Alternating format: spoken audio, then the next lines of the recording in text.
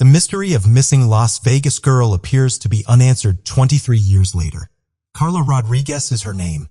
Carla Rodriguez, who was 7 years old, enjoyed riding her bike, playing, and skipping school. On the day she went missing, she did just that on October 20th, 1999. Carla vanished in 1999, and police in Las Vegas were not alerted for more than 12 hours. The 7-year-old child was frequently seen wandering the streets of her central Las Vegas neighborhood alone, and her family felt she was secure. Carla was last seen on October 20th, 1999, and no one has seen her since, according to the Metropolitan Police Department.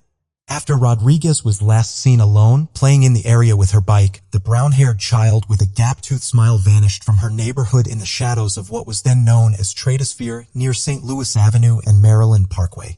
The case is still unresolved after 20 years. Dan Long and Terry Miller, cold case homicide detectives, took over the investigation 2 years ago and are now approaching it with new eyes. Any information, no matter how tiny, is appreciated.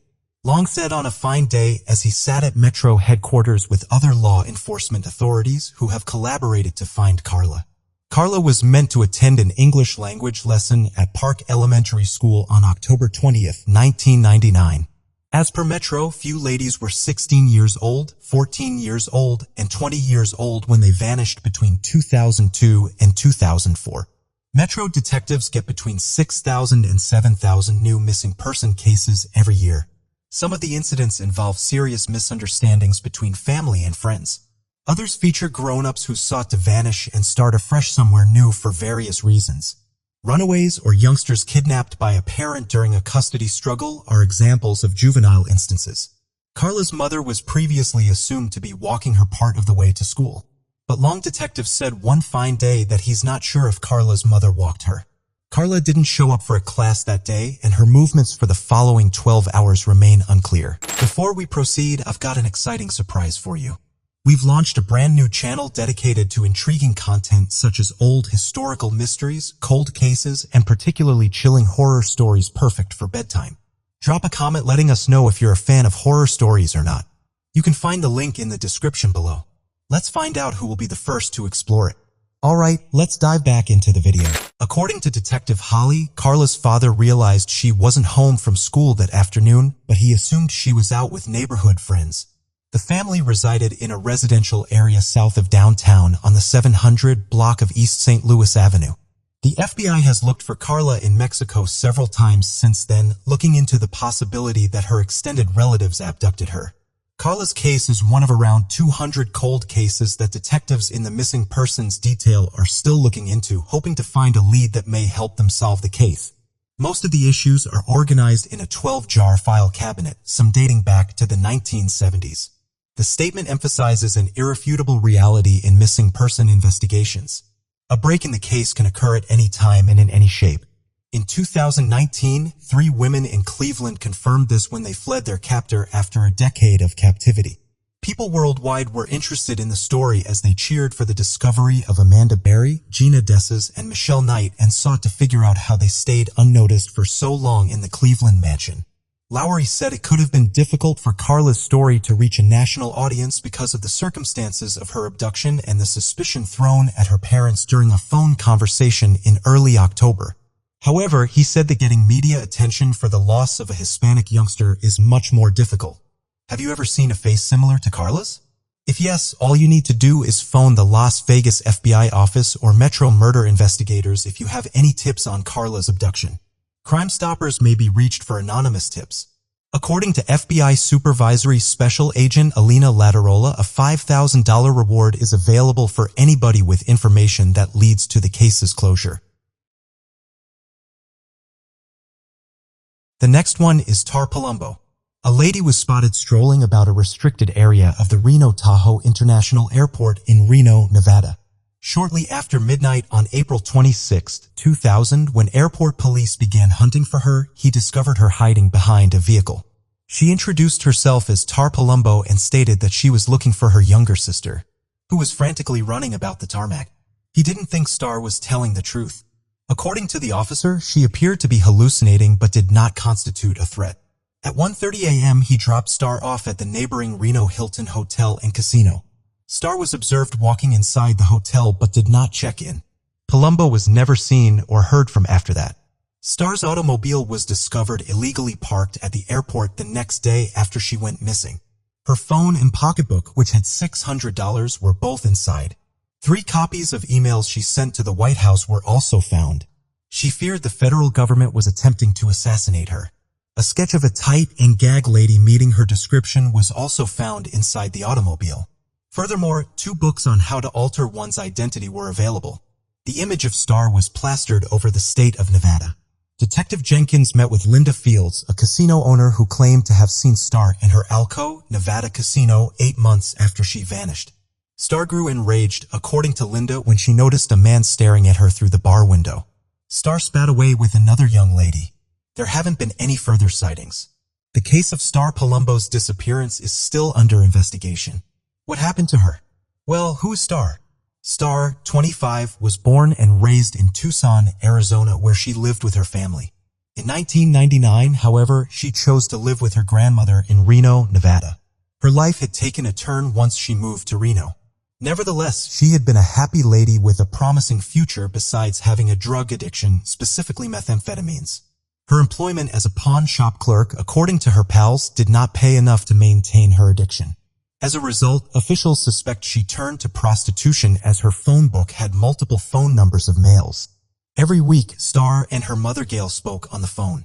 Gail noted that her daughter appeared nervous during the previous phone chat on April 25th. Star believed she was being followed and that her phone had been tapped. She feared for her safety and wanted to return to Arizona. Even though officials could never authenticate the encounter, the lady said she met her daughter Star in December 2000. 8 months after she vanished, Linda Fields was the owner of the Silver Dollar Casino in Alco, Nevada, which is roughly 4 hours south of Reno. She said she grew agitated when the man glanced through a window and left with another young woman. What happened to Star is the subject of a few hypotheses. She might have had a drug-induced psychosis or an undetected mental ailment. It's conceivable that she's forgotten who she is and where she came from. However, the possibility of foul play has not been ruled out. Star probably crossed paths with the wrong person because of her drug and prostitution history. Star died of an overdose and her corpse was thrown in the desert. It has also been alleged that sex trafficking was taking place in the area. Her mother, on the other hand, feels she is still alive. Star's acquaintances informed the police that she was attempting to conceal her valid name to avoid paying drug debts to people she owed money. Once upon a time, Star Palumbo was full of hope and promise. However, officials think she became involved in a deadly and addictive narcotics world that jeopardized her life. In summary, Detective Jenkins feels it was Star and her life that took a sad turn. Star worked as a pawn shop cashier, but her drug habit, according to her acquaintances, cost her more than she earned. According to Detective Jenkins, Star began looking for other methods to generate money. Star, in her mother's view, wanted to change her life. She mentioned returning to Tucson and beginning afresh. On the other hand, Gail Palumbo has not heard from her daughter since that phone conversation. The search for Star's mother began immediately. It's unclear if Star was able to change her identity or went into hiding. It's also unclear whether the people she owes money to are suspects. In reality, have you ever come across such instances around you? Although, of course, not every case remains a cold case. But if a case remains to be a cold case, it might have mysterious happenings. What do you all think about these cold cases? Are they both still alive? Will some special agents or detectives open these mysteries and solve them? Do these cases need to be solved? Or will they continue to be unsolved? Sometimes gods have got their answers. Years are passing, but let us wait and watch. He bound her, beat her, orally raped her, and likely shot her child to death in front of her before killing her. She had been beaten to death with a fireplace poker, a conch shell, and a cast iron kettle. Her purse was emptied out on the floor and an undetermined amount of cash was stolen. She was taken from her bed while her family was asleep. If you're not safe at home, where are you going to be safe? This is the story of 23-year-old Stacy Falcon Dewey and her 3-year-old son, Jacob Dewey, from Renton, Washington. The U.S. authorities charged a man in their deaths after more than 27 years. Stacy and Jacob were killed in a Seattle suburb. This case became the subject of a 2019 Seattle Times series, In the Dark, which detailed how, despite seeming to be solved, it instead was neglected for years. All the while, Vian Falcon, the mother and grandmother of the victims, was never informed of the DNA link found to a suspect. Falcon Dewey had left her son Jake with a babysitter on the night of October 27, 1994, when she left for a belated celebration of her birthday. She went to the Kenton Ridge Apartments to pick up her son sometime between 1 a.m. and 2 a.m. the next day. Though they left the babysitter's home all right, she and Jake never arrived at her apartment a short distance away. Around 3:30 a.m. that day, a Seattle Times newspaper carrier called 911 to report discovering a body lying in the road on 55th Street in Renton, a dead-end road 3 miles from the babysitter's apartment complex. It was Falcon Dewey, and lying on top of her was her young son, Jacob. When the officers arrived, they found the pair lying in the middle of the roadway next to the mother's car, both shot in the head. Falcon Dewey also had gunshot wounds to her arm and shoulder, one of which authorities determined struck her after it went through her son's small body. In addition, Dewey had blunt force trauma to her head, bruising, and linear abrasions to her neck. Police said there was a struggle at the scene. Evidence collected and documented from the scene suggested that a struggle occurred both inside and outside of the vehicle, and that the killer may have been looking for something. For instance, some of the contents of Dewey's purse were strewn about the vehicle, including her wallet. The keys to the car appeared to have been dropped between the driver's seat and the door and were not readily visible. In the Buick, there were circular sections of brown packing tape that indicated they had been used as binding for Falcon Dewey's hands and feet. Dewey's belt was unbuckled and buttons had been ripped from her shirt. Vian Falcon, Ms. Falcon Dewey's mother, told CNN that she was emotionally devastated by the loss of her daughter and grandson. "I couldn't believe it, and I went running down the street like a wild woman until I found a place where I could just collapse and cry," said Vian Falcon, referring to the day police told her about the killings. Were taken from Falcon Dewey's body at autopsy. In 2001, they were tested for DNA, which indicated the presence of semen in the victim's throat and on her hand at the time of her death. Subsequently, in 2002, an initial connection was made to the suspect with the help of DNA evidence. The suspect was 51-year-old Jerome Frank Jones. Authorities learned after the 2002 DNA match that Jones was already behind bars in connection with Hebden, California slaying. Immediately flew south and visited Jones at the Salinas Valley State Prison. In an interview with a suspect in California, Jones confirmed that he lived near Renton from 1994 to 1995, but he denied ever meeting or knowing Miss Falcon Dewey. When shown a picture of Stacy Falcon, Jones said that he did not know her. He was asked this question several times, and he said he was positive that he had never met her and did not know her. The manager of the Kenton Ridge Apartments confirmed that Jones had lived there from 1993 to 1994. The records also show that Falcon Dewey lived at the same complex in 1994, moving elsewhere just months before she was murdered. However, detectives could not find a link other than the DNA results. None of her friends recognized Jones. He was also not seen with her on the night of her birthday celebration. The clerk at a convenience store Dewey visited around 1:20 a.m. on the morning of the murders reported seeing her with an unidentified white man, and to the contrary, Jones is black. In addition, no one who saw Dewey leave the babysitter's home with her son saw Jones or anyone else with her at that time. These reasons were enough for the police to stop going after Jones in connection to this murder. Over the subsequent years, additional evidence was submitted for DNA testing, witnesses were questioned, and the hunt for more evidence carried on. But when the authorities were unable to find any significant leads, the case eventually went cold. A number of other pieces of physical evidence were recently submitted to the crime lab for additional testing, and a significant advancement was made in December 2021. The cold case detectives learned that semen had been found on the sleeve of Jake Dewey's jacket, and the DNA matched with that of Jones. A subsequent DNA sample taken from Jones in prison confirmed the match. It was 5 months after Falcon Dewey and Jake were slain that Jones and an accomplice shot and killed Hebden more than 1,000 miles away in Irvine. Following the shooting, he fled back to Seattle, where he was arrested on a first-degree murder charge. While in the King County Jail, he assaulted a corrections officer for which he was convicted in 1996. The judge sentenced him well above the standard range in that case. The sentencing court found that the defendant committed this assault with deliberate cruelty, delivering multiple gratuitous blows to the victim even after the officer had fallen to the floor. Sentencing paperwork in the Hebden case indicated that Jones also had a previous conviction for shooting a victim in the back during a 1987 robbery. While in prison, he had been convicted of additional felony assaults as well as felony possession of a weapon. Prosecutors went on to state that Jones clearly presents a substantial likelihood of danger to the entire community. Once he is extradited to King County, Jones is arrested and sentenced to life in prison. Jones will be held on without bail pending trial in the double murder of Falcon Dewey and her son. Jerome Frank Jones has been charged with aggravated murder in the deaths of Stacy Falcon Dewey and her 3-year-old son, Jacob Dewey.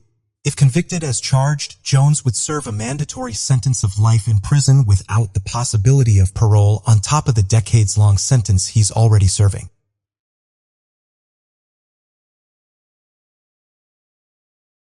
This is the story of 4-year-old Jessica Gutierrez from Lexington, South Carolina, who was kidnapped from her own bed early in the morning while her family slept and was later found to be dead 35 years ago.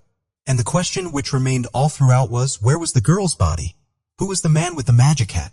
Jessica was sleeping in the bedroom with her 2 sisters and her family's Lexington mobile home during the evening hours of June 5, 1986. An unknown intruder or intruders entered the house sometime between 11:30 p.m. and 9 a.m. on June 6th, the following morning.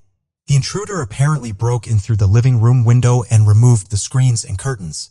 The abductor then picked up Jessica from the bedroom and left the residence through the front door. Jessica's mother discovered the crime scene and her disappearance on the morning of June 6th. Her 6-year-old sister Rebecca stated that Jessica had been taken by the man with the magic hat and the beard. Jessica was never heard from again. Rebecca, now an adult, remembered seeing a man lift Jessica out of the bed and carry her away. She stated the man was able to do this without waking Jessica. Rebecca had been too frightened by what she saw to tell anyone until the next morning when Jessica was discovered missing. Just a few days before Jessica disappeared, her mother Deborah had broken up with her boyfriend and kicked him out of the house for alcohol use and what she described as possessive behavior. Was Deborah's ex-boyfriend the man with the magic hat and the beard? Did he abduct Jessica out of revenge, possessiveness, or jealousy? A lot of such questions arose instantly as the police heard Deborah's story. During the initial investigation, Deborah accused her ex-boyfriend of abducting Jessica, but he said he had no idea where she was. The man was questioned repeatedly by police, but he was never charged. Jessica's father was ruled out as a suspect in the case, as he had been living in California at the time of her abduction. Investigators worked for decades without success in tracking down a suspect, and eventually the case remained cold for a couple of decades. Despite a massive search, neither Jessica nor her killer were ever found. The case was then reviewed in 2008 and 2015. Lexington County Sheriff Jay Coons said investigators took a fresh look at the case this time. FBI special agents and analysts in the Child Abduction Rapid Deployment Team were brought in and helped review reports and interview more than 125 people. Because of the work we did coming together as a team, we were able to sort and connect more pieces of the puzzle about what happened to Jessica all those years ago. Sheriff Coons said a video featuring an emotional interview with Jessica's mother, Deborah, was also circulated when the case was reopened. Due to these intensive efforts by law enforcement and the media and the fingerprint found on the window of Jessica's bedroom, the authorities were finally able to name a prime suspect in the kidnapping of Jessica. The man's name was Thomas Eric McDowell, a friend of the family who was 27 in 1986 and had served time in a North Carolina prison for rape. His fingerprint was found on the window of Jessica's bedroom. It was the only fingerprint on the window. Deborah stated that she cleaned the windows every night. It turned out that in 1987, McDowell allegedly told a cellmate that he had kidnapped a girl in Lexington County and buried her body in a landfill there. He mentioned that he was wearing a tall cowboy hat at the time of the kidnapping. His cellmate told authorities about his statements, and when police confronted McDowell, he offered to confess if he got immunity from prosecution for the crime. The immunity was denied, and McDowell did not speak any further on the subject. In January 2022, McDowell was charged with murder, kidnapping, and first-degree burglary in Jessica's disappearance. Authorities haven't released much information about the evidence against him. They just revealed that McDowell lived in Lexington County in 1986 when Jessica disappeared. Deborah still believed her ex-boyfriend is somehow involved in the case.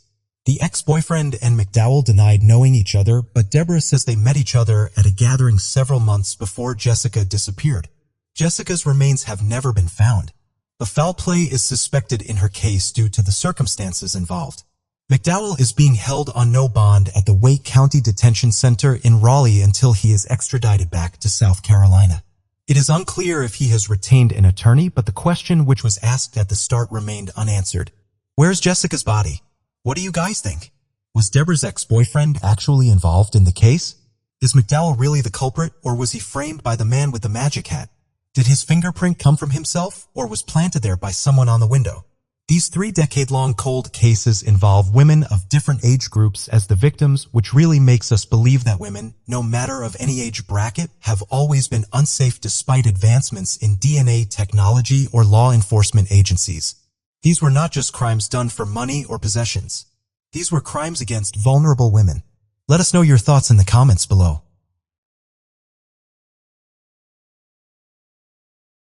When the people closest to you, who are supposed to look after your well-being and growth, become the reason for your frightful nightmares, who do you even trust in that case? It's often said that when a crime is too complicated, you must look into the simplest of details, which are most likely to be missed as the investigations begin. But when the detectives go back from where they started, some shocking discoveries often emerge. Such shocking crimes which will make you realize the fact that, which is the most complicated, is the simplest of all. This is the case of 25-year-old Janet Abrua, who was discovered dead in her North Carolina home, and her family suspected her husband's involvement. For the lack of direct evidence, the case goes cold for years, leaving Janet's family without closure and potentially putting another woman in danger. The question in the minds of authority was, where was her contact lenses? On April 26, 2005, Raven Abaroa, 28, reported to police that he had come home at 10 p.m. to find his wife, Janet Abaroa, dead. She's been shot by something. There's blood everywhere, he said on the 911 call. He had returned from a game of soccer that evening. As the police turned up to the scene, they saw Janet lying dead on the bed. She had stab wounds on her body, and her 6-month-old son was safe and unaware in the next room. Raven told the police that when he left, his wife was in bed watching TV. The couple, who were both raised in the Church of Latter-day Saint, had spent time together before the game with a friend.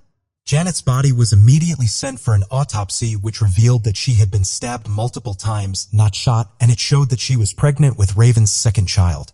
Janet was the 7th of 10 siblings. She grew up in a Mormon family. She met Raven Abaroa, who was also a Mormon, in 1998 at Southern Virginia University, where she played soccer as well. He was a fellow soccer player who instantly swept her off her feet.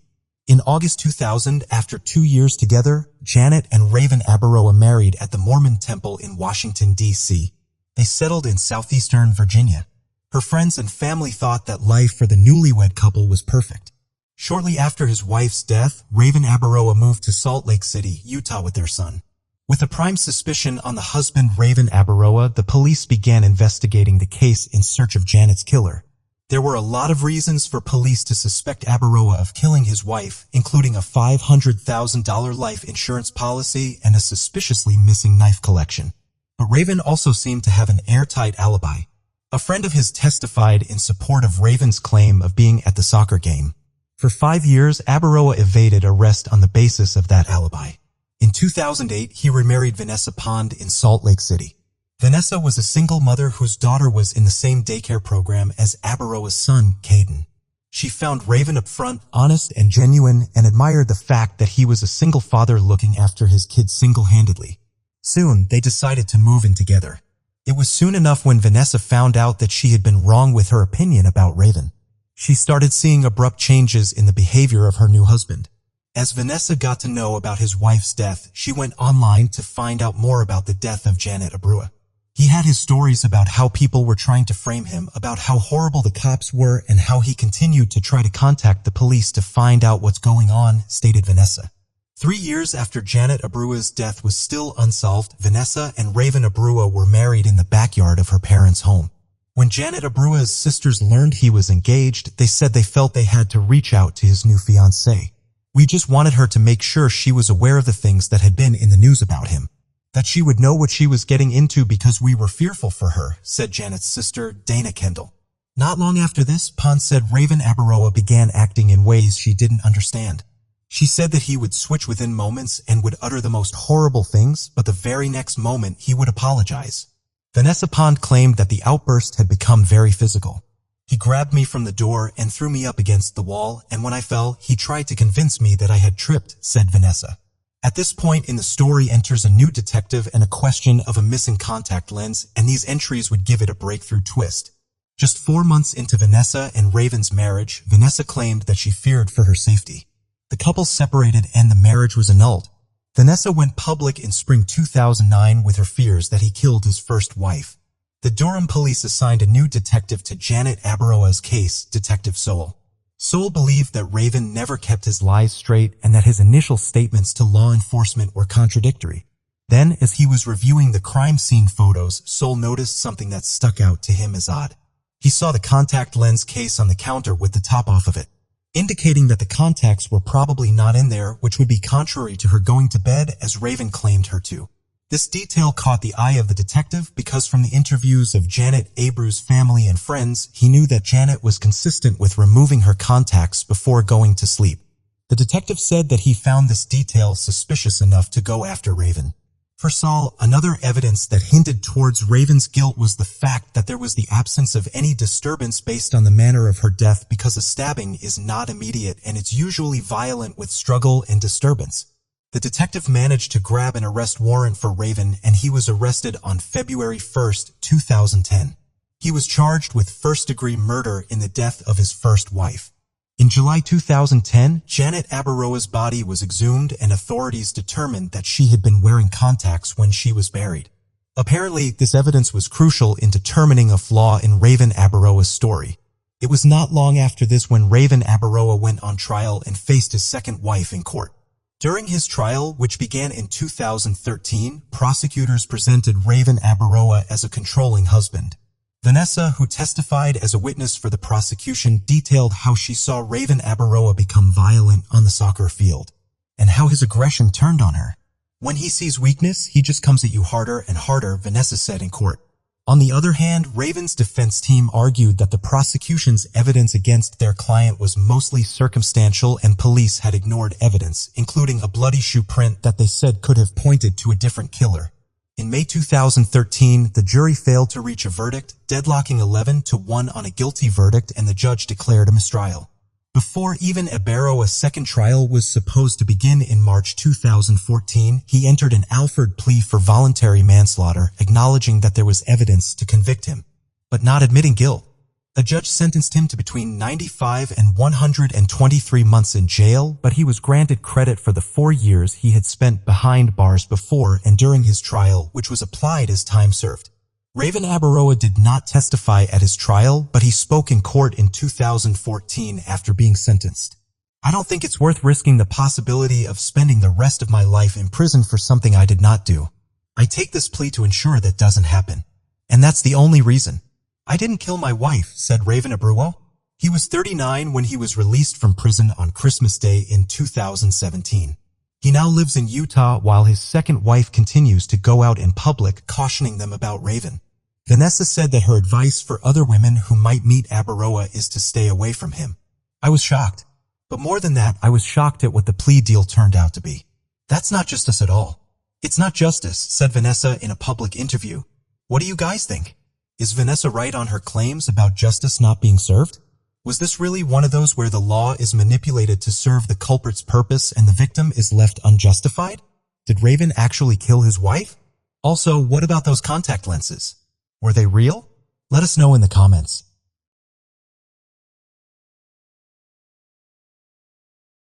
This is the story of Holly Wells and Jessica Chapman, two best friends from a small town called Cambridgeshire, who went missing while they were out to buy sweets from a vending machine. And as the killer was revealed, the case of 10-year-old shocked the whole Britain nation because the abductor was found out to be one of the closest people to the best friends.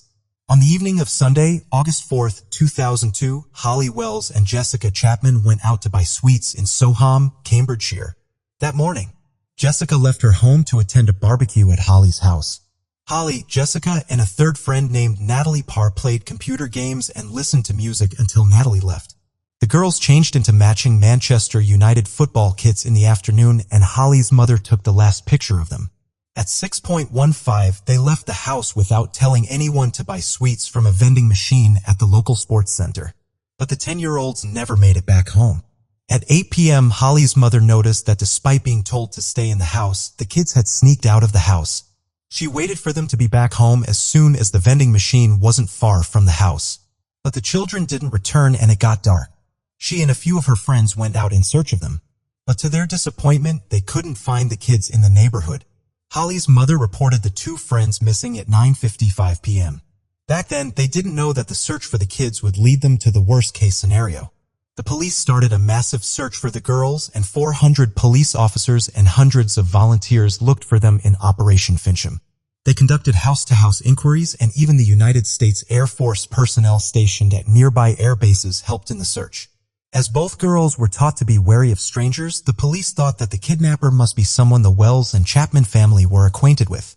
On August 17, 2002, almost 2 weeks after the girls went missing, Keith Pryor, a gamekeeper in an irrigation ditch, discovered the girls' bodies in the ditch near the perimeter fence of RAF Lakenheath in Suffolk, about 10 miles east of Soham. Their bodies were found in an advanced state of decomposition as the killers had attempted to burn them. They were later identified correctly as Holly and Jessica by DNA testing. The authorities immediately began an investigation to catch their killer, and in their prime suspicion was their school caretaker, Ian Huntley. After the girls' disappearance, Huntley, then 28 years of age, was among those to make media appeals for their safe return. He even told journalists that he was one of the last people to see them alive. The police began to get suspicious of Huntley after an officer searched his home on August 5th. The officer noted that it had been thoroughly cleaned and clothing was on the washing line, despite it having rained during the past couple of days. An eyewitness also said that he saw Huntley and Carr, his girlfriend who worked as an assistant in the same school as him, peering into the boot of their car looking distressed, and that Carr had been weeping. In addition to this, Huntley had even asked a police officer about how long the DNA lasted. On August 16, 2002, a day before the girls' bodies were found, Huntley and Carr were questioned by the police. They were interrogated separately for approximately 7 hours. By that time, locals from his hometown of Grimsby had recognized him in the televised appearances as being linked to a sex attack on a woman. It later emerged that before moving to Cambridgeshire, he had previously been investigated for rape and sexual assault with underage girls. Away with lying for a long time and got away with being abusive for a long time, claimed the authorities. Jessica's mobile phone signal was last registered to a mast outside Huntley's house. Carr slipped up in the detail of the false alibi to police.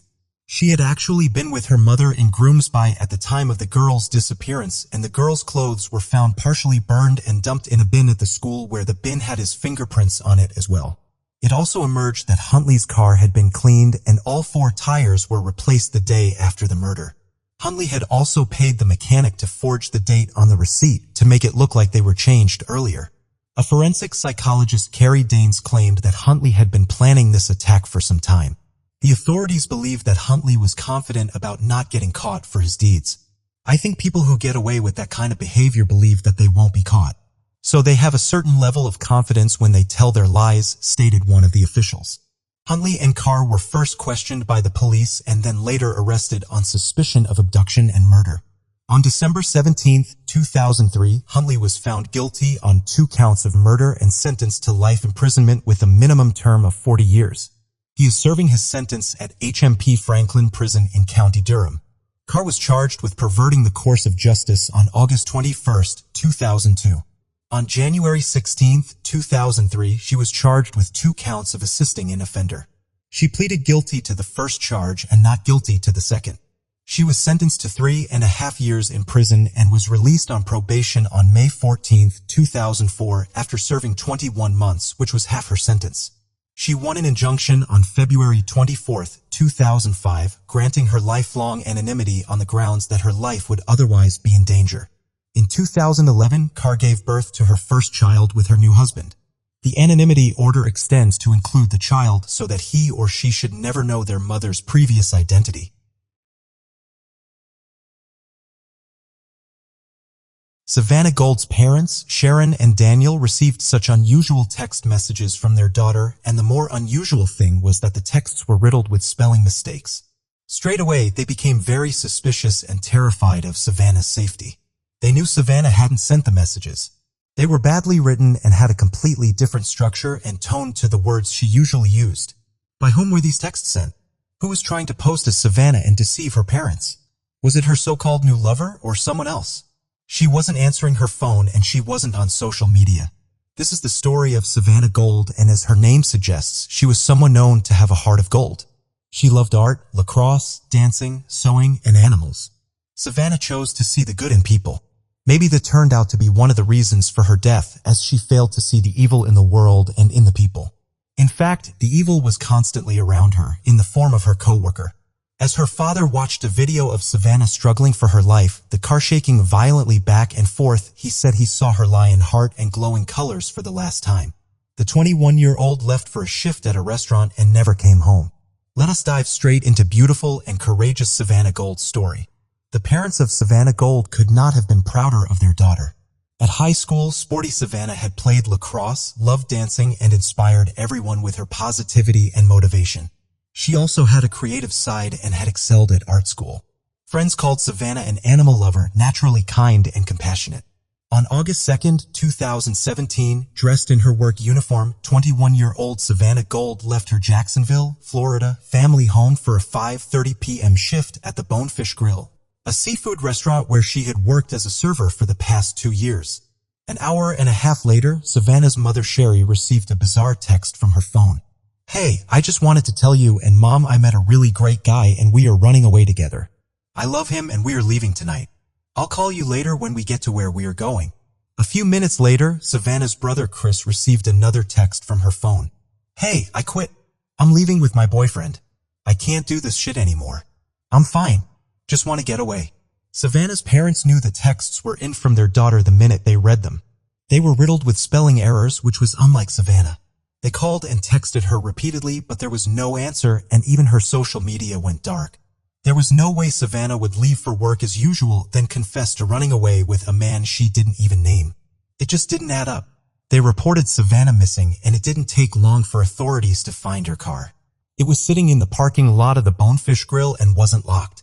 The front left tire was slashed, and Savannah's purse was found near the driver's seat. Her phone was missing, but her credit cards, cash, and identification were still there, which ruled out the possibility of a robbery. Her loved ones put together a missing persons poster and started handing out copies around the area, pleading for information. Investigators interviewed Savannah's co-workers, including the chef and manager of the Bonefish Grill, 28-year-old Lee Rodarte. He claimed he hadn't seen her all that day. Lee appeared to be genuinely distraught over Savannah's disappearance and helped her family search for her, even putting up missing flyers at the restaurant. Fortunately for detectives, a surveillance camera covered the entire parking lot of the Bonefish Grill, and when they took a look, they were stunned with what they found. Savannah's entire kidnapping was caught on tape, and what the tape revealed was the bravery and courage of Savannah Gold. At 5:31 p.m., Savannah pulled into the parking lot of the Bonefish Grill and parked. Seconds later, a silver Chevy Malibu pulled up next to her. Savannah walked over to the car and spoke with the driver through the window for 14 minutes. She then got into the back seat, and that was when things took a dark turn. The car began to jerk violently back and forth. The left passenger's side door swung open 3 separate times as if someone was trying to escape. Each time, it was quickly closed shut. After 90 seconds, the car stopped moving. Suddenly, the driver of the Chevy Malibu got out and walked over to Savannah's car. He opened the driver's side door, leaned in, and took an unknown object. He then slashed one of Savannah's tires, got back into the Chevy Malibu, and sped off at 6.04 with Savannah still inside. It was clear a struggle had ensued between Savannah and the mystery driver. What detectives didn't know was who and why. With the use of the CCTV footage, investigators quickly discovered the owner of the Chevy Malibu was none other than Lee Rodarte, the same person who said he hadn't seen Savannah at all on the day she vanished. On August 5th, detectives went to the Bonefish Grill and took Lee in for a second interview mid-shift. When asked to remove his chef's jacket, detectives noticed a cut on his neck. Lee described it as self-inflicted. Partway into the interrogation, Lee admitted that not only was he with Savannah on August 2nd, the day she disappeared, but that she was more than just his co-worker. Despite having a long-term girlfriend of 12 years named Chelsea, Lee was also sleeping with Savannah on the side for 8 months. According to Lee, he ended things with Savannah shortly before her disappearance. She became upset and retaliated by telling all of their co-workers about the relationship, and it had gotten back to Chelsea. It was also against the company policy for Lee and Savannah to have an intimate relationship because he was a superior. Lee feared losing both his job as well as Chelsea. I told her that servers at Bonefish were coming to me and telling me that you're telling people when you're out that we're having sex and we're boyfriend and girlfriend, and I said I would appreciate I need you to stop. Because for one thing, this is jeopardizing my job. We agreed to, split. Stop talking mutually and just move on and, be cordial or whatever. And she said, I'm going to do what I want. You can believe what you want. I didn't tell anybody anything. And I told her, the girl that you were out with told Chelsea that we're still having sex and that you were just at my house like yesterday, hanging out. I said, stop, I'm serious. I don't want to talk to you. It's not good for us, so let's stop. And she just said, why did you do that? I said, well, I'm upset. And she said, fuck you. You are a piece of shit. She said she was going to keep talking, telling lies and stuff about me and everything like that. Following the argument, Lee said Savannah was picked up by someone in the green Ford and he never saw her again. Oddly, Lee continued to repeat that Savannah had her phone in her hand when she left. Of course, cameras don't lie, and detectives knew Savannah had never left Lee's vehicle, at least not in the parking lot of the Bonefish Grill. They also had a hunch the mysterious object Lee had taken from Savannah's car was her phone, which he then used to text her family pretending to be her. At first, Lee stuck to his story. He insisted he didn't know where Savannah was and that he never drove off with her. But when confronted with the video evidence, he changed his story. Lee admitted to killing Savannah but claimed it was in self-defense. Lee Ruderty finally confessed. He said he'd told multiple stories as he was afraid to tell the truth. He'd met Savannah when she'd arrived at work and they'd got into an argument. He said he'd killed Savannah in his car, but it had been an accident. He led the police to a nearby lake where divers recovered her body on August 5th. The autopsy couldn't determine the exact cause of death, but it was described as a violent murder. Savannah had been found and she had burns at 75% of her body, where her remains had been satellite. At Rodarte's home, crime scene investigators found knives, petrol, and bleach, as well as a fire pit. Despite his confession, Lee Rodarte pleaded not guilty in the case, and there started a long roller coaster ride to fight for justice for Savannah Gold. Lee's interrogations, questionings, his statements, and his answers told a different story every other time. This trial and fight for justice turned out to be worth looking at from a detailed vision. The authorities had a victim and the most probable killer, but the task was to get the suspect towards a successful sentencing. Rodarte was charged with second-degree murder and other charges, including tampering with evidence and abuse of a dead body. Savannah's mom, Sharon, expressed her complete devastation on social media. My heart has burst. My baby girl is gone. She wrote, Bonefish Grill, where Savannah worked, was closed to show the staff's condolences for their colleague who had brought joy and happiness to work every day. A makeshift memorial grew with flowers and tributes to Savannah as people were left shocked by the killing of an innocent young woman. In 2019, Lee's lawyers filed a Stand Your Ground law, a motion that is used when you believe you have harmed someone while defending yourself in fear of your own safety. The claim was an attempt to have the case dismissed.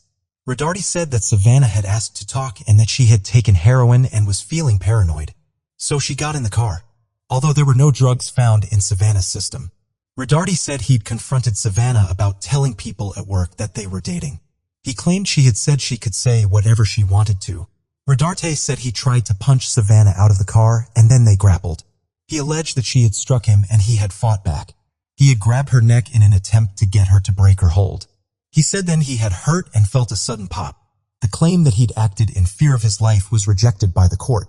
Rodarte was then offered a plea deal in return for pleading guilty to second-degree murder. He would receive a 40-year sentence. He accepted the deal and the other charges were dropped. It turns out murder runs in the family of Lee Rodarte.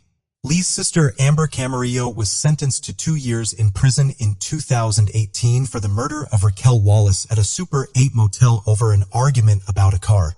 In March 2021, Rodarte, now 32, was officially sentenced, and Savannah's family shared their grief through their impact statements. Savannah's parents both wore a butterfly in honor of their daughter. She had a full life ahead of her, full of opportunity, and she did not get to experience the most beautiful parts. Her mom, Sharon, said, Dad Daniel said his daughter could have changed countless lives if she had been given the chance to live. And he spoke of his agony over her final moments. As I watched the video of Savannah struggling for her life, Rodarte's car shaking back and forth, I saw her lion heart and glowing colors for the last time. Her dad Daniel said Lee called Chelsea from jail and said he couldn't talk about the case, but that he felt remorse. Now that Rodarte is behind bars, the Gold family is finally beginning to heal from the tragedy. To our family, extended family, and community, our hearts have begun to heal because of your love and support. Daniel Gold said in a statement to Action News Jacksonville after the sentence, saying, "Despite knowing who the killer was, no one ever knew what actually happened in the car. What was the overall motive? And was Savannah actually being as stubborn as Lee accused her of being?" As Rodarte bowed his head and didn't make a statement while he was being sentenced, we will never know what happened and why it actually happened. What do you guys think? Can you rightly guess what happened inside that car and why he killed such an innocent, beautiful, and compassionate girl? Let us know your thoughts in the comments below.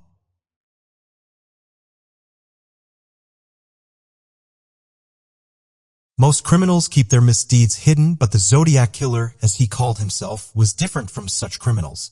He terrorized San Francisco with his murder spree from 1968 to 1969, teasing the cops with coded messages to the local newspaper. Although he claimed to have killed 37 people, he was directly linked to at least 5 murders. I like killing people because it's so much fun.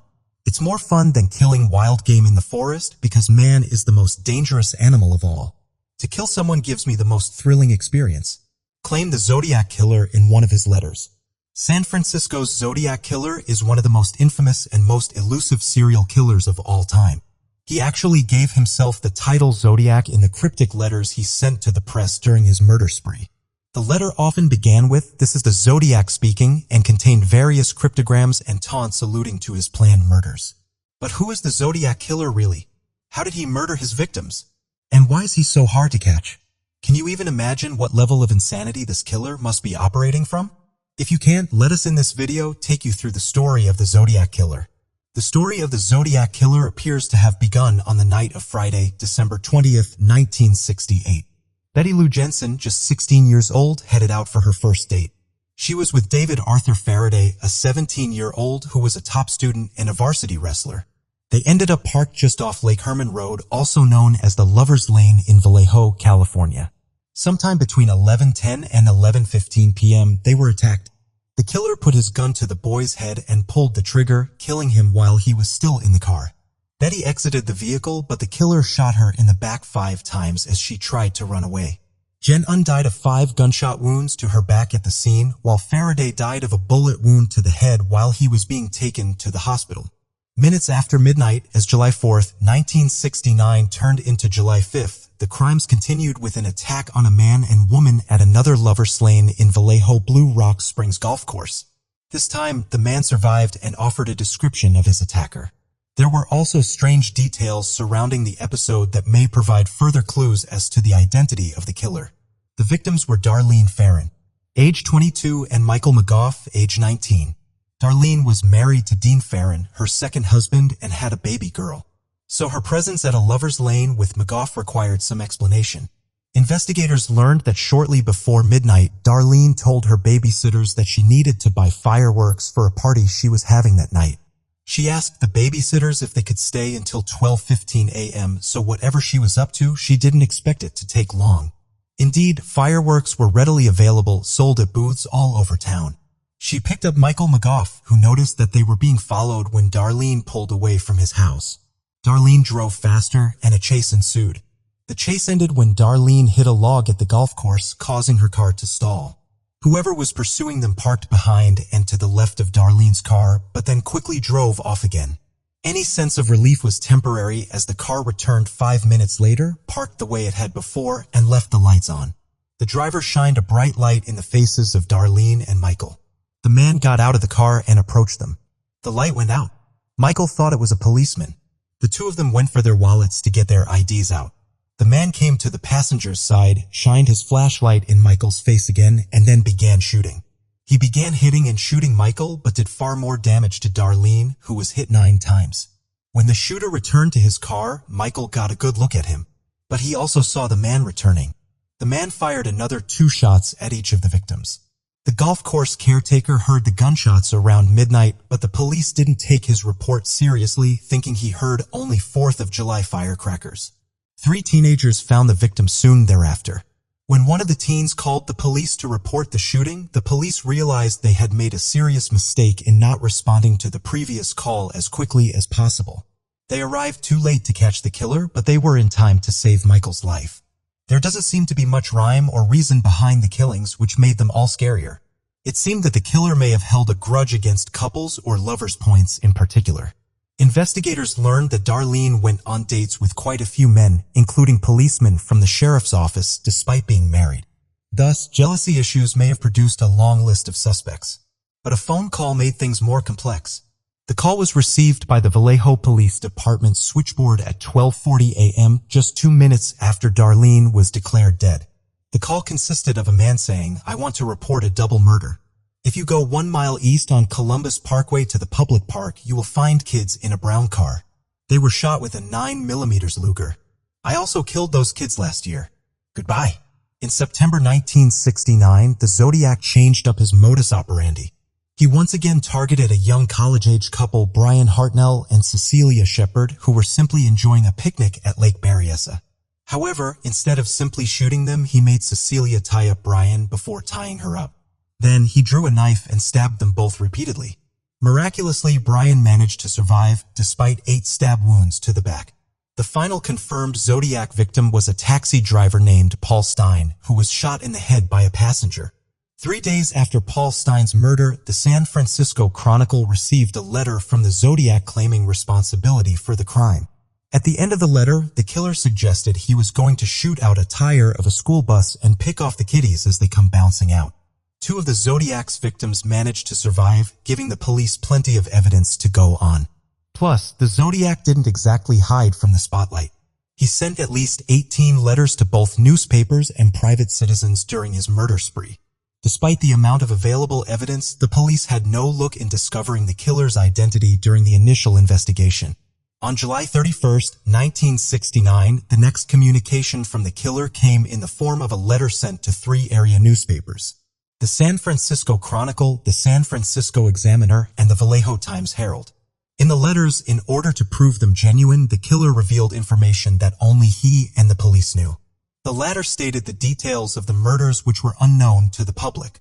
Details such as the brand name of the ammo used, number of shots fired, the position in which his victims were found dead, ornaments his victims wore, and what body parts he shot them. In the letters, the killer asked the editorials to print his ciphers on the front page of the respective papers. He also warned that if his ciphers were not printed by Friday, 1st of August, 1969, he would go on a killing rampage. He said he will cruise around all weekend killing lone people in the night and then move on to kill again until he ends up killing a dozen people over the weekend. In lieu of a signature, the killer drew a symbol. Investigators, both professional and amateur, have found a great many interpretations of what the symbol represents. What does it make you guys think of? The other newspapers received similar letters. Each of the 3 letters was accompanied by a distinct cipher. On August 7, 1969, the killer sent the next preceding letters, which were 3 pages long. It was the first time in which he referred to himself as the Zodiac. The letters began with the infamous introduction. "This is the Zodiac speaking. By the way, are the police having a good time with the code? If not, tell them to cheer up. When they do crack it, they will have me," said the Zodiac, beginning the contents of his letter. Little did he know that the police had already cracked the code, but were still unable to get hold of the Zodiac killer. "Dick, you can't hold this against them. But the real concern that I have is that he doesn't do this again. I would like to see some people save this experience." In the letter, he gave further details about his killing of the couple on July 4, 1969. He said that he did not open the car door. The window was rolled down already. He missed his first shot at the man sitting in the car. The man ended up on the back seat, then the floor in the back, thrashing out very violently with his legs. That's how we shot him in the knee. He claimed that later he drove away slowly so as not to draw attention to his car. He also let his disappointment out and claimed that he was not happy to see that he did not get front page coverage the last time he had sent letters. The Zodiac killer had expected that he would continue this game of chase and run with the police cleverly and that his ciphers would not ever be deciphered. Maybe the Zodiac had this notion that he was too smart and intelligent for the law enforcement or, in fact, this whole human race. The ciphertexts were made available to the NSA, CIA, and FBI, but it was a pair of amateurs who saw ciphers in a newspaper article and cracked them. Donald Hardin, a high school history and economics teacher, began working on the ciphers and was later joined by his wife, Betty Hardin, who had no previous experience with cryptology. If you think you are smarter than the Zodiac Killer, you might want to pause the video here and try to decipher the code. But be warned that this is difficult, but if you are clever enough, you might be able to beat the husband and wife decipherment of 20 hours. The Hardins' work was complicated, but with the presence of some minor errors, they were able to decipher one of his other letters, which shocked the law enforcement and made them rethink their experience in dealing with insanity. I like killing people because it's so much fun. It's more fun than killing a wild game in the forest because man is the most dangerous animal of all. To kill something gives me the most thrilling experience. It's even better than getting your rocks off with a girl. The best part of it is that when I die, I will be reborn in paradise and all the people I have killed will become my slaves. I will not give you my name because you will try to slow down or atop my collecting of slaves for my afterlife," said the Zodiac Killer's letter. The Zodiac Killer continued to kill and leave police with frustrating evidence, coded messages, anonymous phone calls, the cross circles scribbled on victims' automobiles, sending over blood-stained clothing, and testimonies from survivors. But it appeared to be one of the toughest tasks to catch him. There are more Zodiac communications that were deemed to be genuine, 1974. It's worth noting that a long gap between letters suggested that the killer may have been in custody for lesser charges.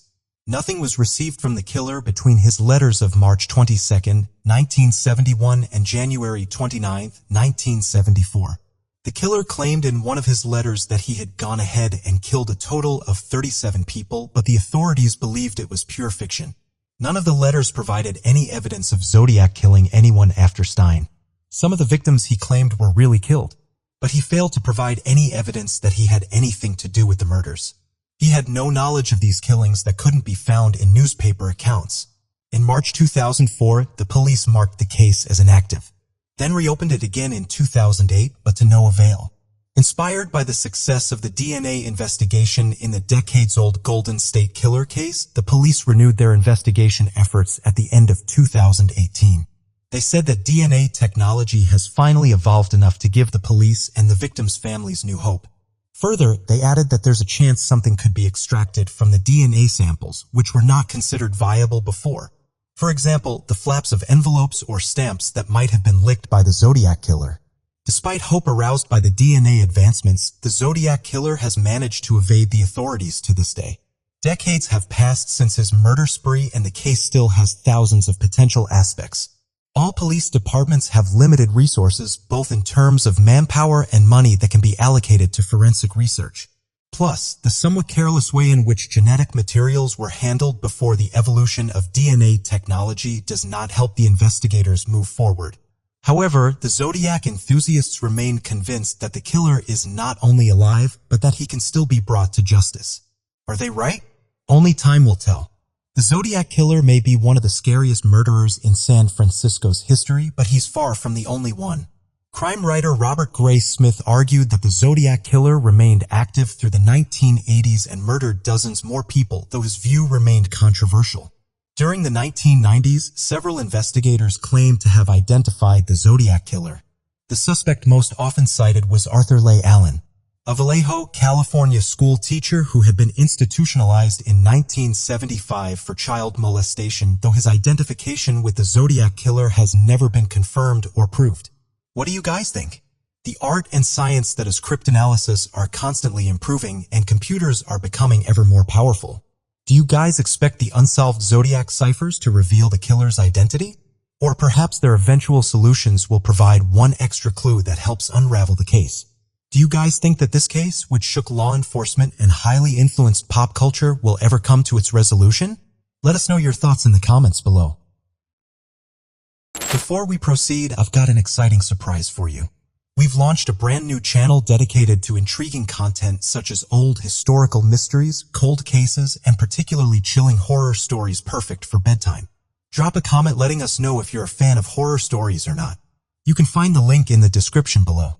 Let's find out who will be the first to explore it. Alright, let's dive back into the video. They all drank each other's blood. They didn't drink the blood of the victims. The murder victims, but yes, they did this ritual thing where they drank each other's blood. They said it made them feel and have senses of the feelings they hadn't felt before. It was crazy. This was the statement voiced by a veteran reporter, Frank Stanfield. He was one of the large numbers of reporters who covered this unreal and unbelievable vampire cult murder story which shook not just America, but the whole world. This case made international news. There were German TV crews, all the local media, and the court TV covering the trial and events of this horrific case. A special press room was set up for everybody to be able to cover the trial. It was really kind of a three-ring circus. But what is this vampire cult leader story? Who is Rod Ferrell? What were the vampire murders? How did Ferrell's case shake out in court? Did they really drink human blood? And were they actual vampires? Answers to all these questions lie inside the events of this blood-curdling gothic story, which inspired the veteran reporter Frank to write a book on it called The Mind of a Vampire. And this is not fiction. The story contains details from the case that some might find disturbing. With that warning, let's dive right into this bizarre crime from Central Florida.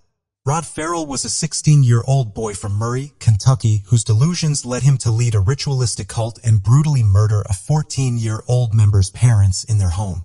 He became the youngest to be on death row until his sentence was reduced to life prison with no parole. But to understand the story and make some sense of it, you need to know the events in the history from where he wasn't even born. And to convince yourself that this story is real, you need to follow Rod's life from his early childhood. Roderick did not have an easy life growing up. He was born to his then 16-year-old mom, Sandra Gibson, on March 28, 1980 in Murray. His father abandoned him to serve in the military and was never a part of his life. His maternal grandfather allegedly sexually abused him when he was around 5 years old. However, no criminal charges against the grandfather were ever pursued. Sandra and Rod did not have a stable home life, bouncing back and forth between living with Sandra's parents and public housing. Sandra worked as an exotic dancer and sex worker to make ends meet. She introduced Rod to vampires and the macabre from a young age. They bonded over Dracula films and Vampire, the Masquerade comic books. Sandra was far from an ideal mother and had a questionable and complex relationship with her son. At the age of 34, she was even caught writing disturbing love letters to a 14-year-old boy. "I long to be near you for your embrace. Yes, to become a vampire, a part of the family. Immortal and truly yours forever. I only hope that one day you will once again return to Murray. You will then come for me and cross me over, and I will be your bride for eternity and you my sire," wrote Sandra Gibson in the letter. The rest of the vampire clan's members came from equally depressing and disturbing situations. The most notable members were Scott Anderson, Rod's right-hand man, Chastity Kessie, his then 16-year-old girlfriend, Dana Cooper, a friend for the ride, and Heather Windorf, Rod's damsel in distress and who also turned out to be the victim ahead in the story. All of them took comfort in being able to belong to a group of outsiders and like-minded people while growing up in a place that is generally unaccepting of anything non-traditional. The gang's meet-up spot was called the Vampire Hotel. It was a dilapidated structure in the middle of the woods near Kentucky Lake, in the land between the lakes.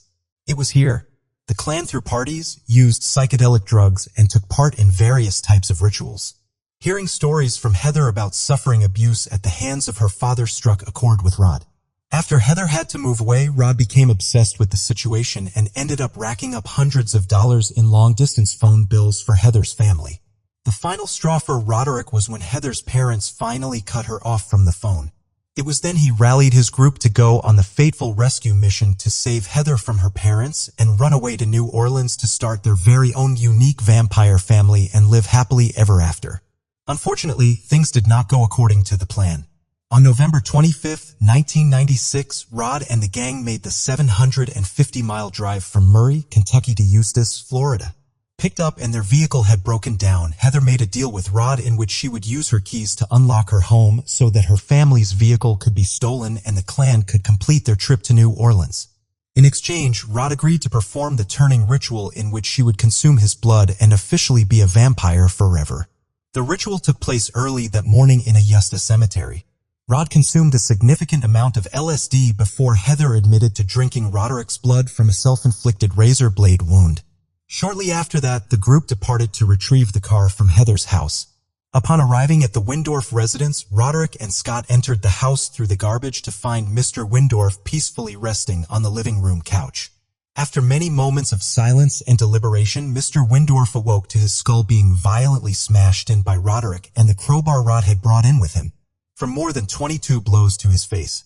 Hearing the noisy disturbance, Mrs. Windorf entered the living room from the kitchen. She was struck and left horrified at the sight of her husband being beaten to death by intruders. In an attempt to interrupt the despicable act, she splashed scalding hot coffee on the face of Roderick, who retaliated with a crowbar blow to her face. The blow was so hard that it severed her brainstem and killed her instantly. By that time, it was pretty obvious. I had blood on me and a crowbar in my hand. I was fixing to say, yeah, I want to have coffee with you, son of a bitching smartass. But anyway, then that's when she lunged at me. I just took the bottom of the crowbar and kept stabbing it through her skull, and whenever she fell down, I just continually beat her until I saw her brains because that pissed me off, said Roderick about the killing. Roderick and Scott proceeded to ritualistically burn their victims and dance around their bodies as they lay dying on the living room floor. Before leaving, they stole valuables such as jewelry and credit cards and eventually left in the family's Ford Explorer. The bodies were later discovered by Heather's 17-year-old sister, Jennifer. She had returned home from work that night.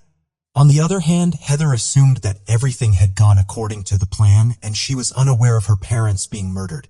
Until later when she was informed by the vampire gang.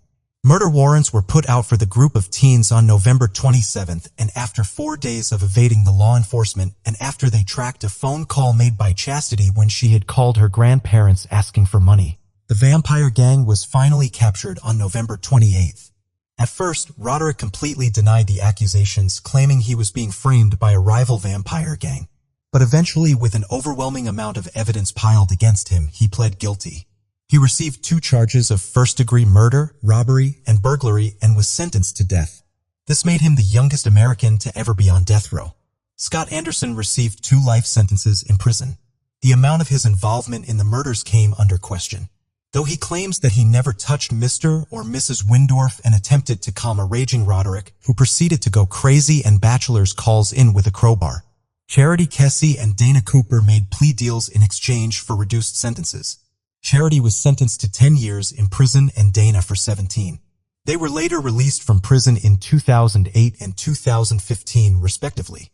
Scott's sentence was recently changed in 2018 to 40 years, crediting the 22 years he has already spent in prison. By the time Scott Anderson will be released in 2032, he will be 51 years old. Roderick Farrell's death sentence was changed to life prison after the Florida Supreme Court ruled defendants must be 17 years old or older at the time charges are filed in order to be able to get executed. To this day, Roderick remains at the Tomoko Correctional Institution serving out his life sentence. But the story does not end here. Rather, it's the beginning of scandalous revelations into the world of goths and vampires made by Roderick himself during and after his trial. Roderick was interviewed and questioned by people from several professional backgrounds. Lawyers, journalists, reporters, writers, filmmakers, and even TV show creators wanted some parts of the story from Roderick. Everybody wanted to know how this criminal vampire cult went on with its operations. What rituals they believed in and carried out. How could something this unusual and strange be a reality of their surroundings? Everyone wanted to know everything about this case, and with time, the insights and information revealed into the mind of a vampire were monstrous. Frank Stanfield, the veteran reporter, revealed that at one time, Rod actually believed that he was a vampire. Frank adds to this, saying that in a lot of cases, he was fascinated with the gothic vamp lifestyle and convinced all those other members of the cult. He was able to manipulate other people to join his group because they were fascinated by whatever he said. Even before police began searching for Farrell and the others after the gruesome double murder, the so-called vampire had already been under investigation. From the time, Farrell had apparently once forced his way into an animal shelter in Murray, Kentucky. Once inside, he allegedly proceeded to attack dozens of dogs, killing 2 and injuring another so badly that it had to be euthanized. Perhaps the most bizarre aspect of the case was the fact that Farrell believed he was a 500-year-old vampire named Visigo. Farrell claimed he was part of a vampire cult and that the other members were part of a unique brotherhood. Farrell became obsessed with role-playing games at a young age. When he began playing Vampire the Masquerade with like-minded individuals, he developed a fascination with the idea of vampirism. By the time he was 16, Farrell had become a highly destructive young man. The teenager was not just using drugs, but had turned his bedroom into a shrine occult. Court documents claimed he had been observed taking part in satanic rituals and self-harm, going as far as to carve an upside-down cross onto his own chest. Everything I was listening to was dark. It was based upon hate, war, death, pain. That's all my music. All my movies that I watched. My bedroom was an array of the darker side of the occult, such as the Necronomicon, the Satanic Bible. I had upside-down crosses. I had broken shards of glass laying about in the corner. I had hooks and metal cables wrapped around looking like Hellraiser, said Farrell in an interview with Crime Watch Daily. If this couldn't be any more disturbing, Gibson, Farrell's mother, was charged with soliciting rape and soliciting sodomy on November 12, 1996. Gibson sent sexually explicit letters to a 14-year-old Jamie. Jamie's mother pressed charges after her son showed her the letters. She also found out that Gibson set up a shrine in her home with pictures of Jamie, candles, and incense. According to a December 2019 Daily Commercial article, Farrell made a tearful apology to the victims' families. While incarcerated, Farrell took some classes and got a wastewater treatment license. Gibson said that a lot of women write to him. He's been married and divorced during the course of his imprisonment. His current fiancée showed up at one hearing. She said that if released, she would take Farrell in and help him find a job. Gibson said that she was living with her mother, started a jewelry business, and is even considering attending church. Her father, Farrell's grandfather who assaulted him, has dementia and is living in a facility. As I've gotten older, I've learned that it's very important to live a decent life. You can't really make a difference, stated Gibson.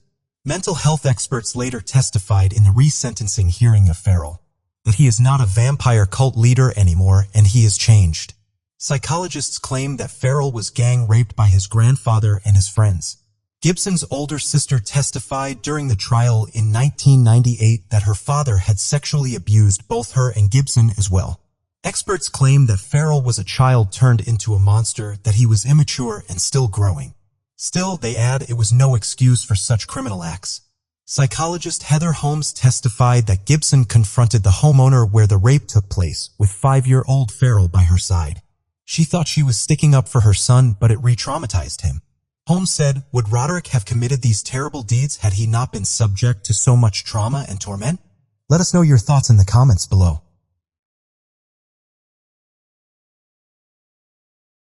Imagine you're walking down the parking lot to reach your car, and suddenly something peculiar catches your eye. Peculiar not when looked from afar, but when you look close, you'd find something that would shake you from your core. A Polaroid of a girl and a young boy facing the camera.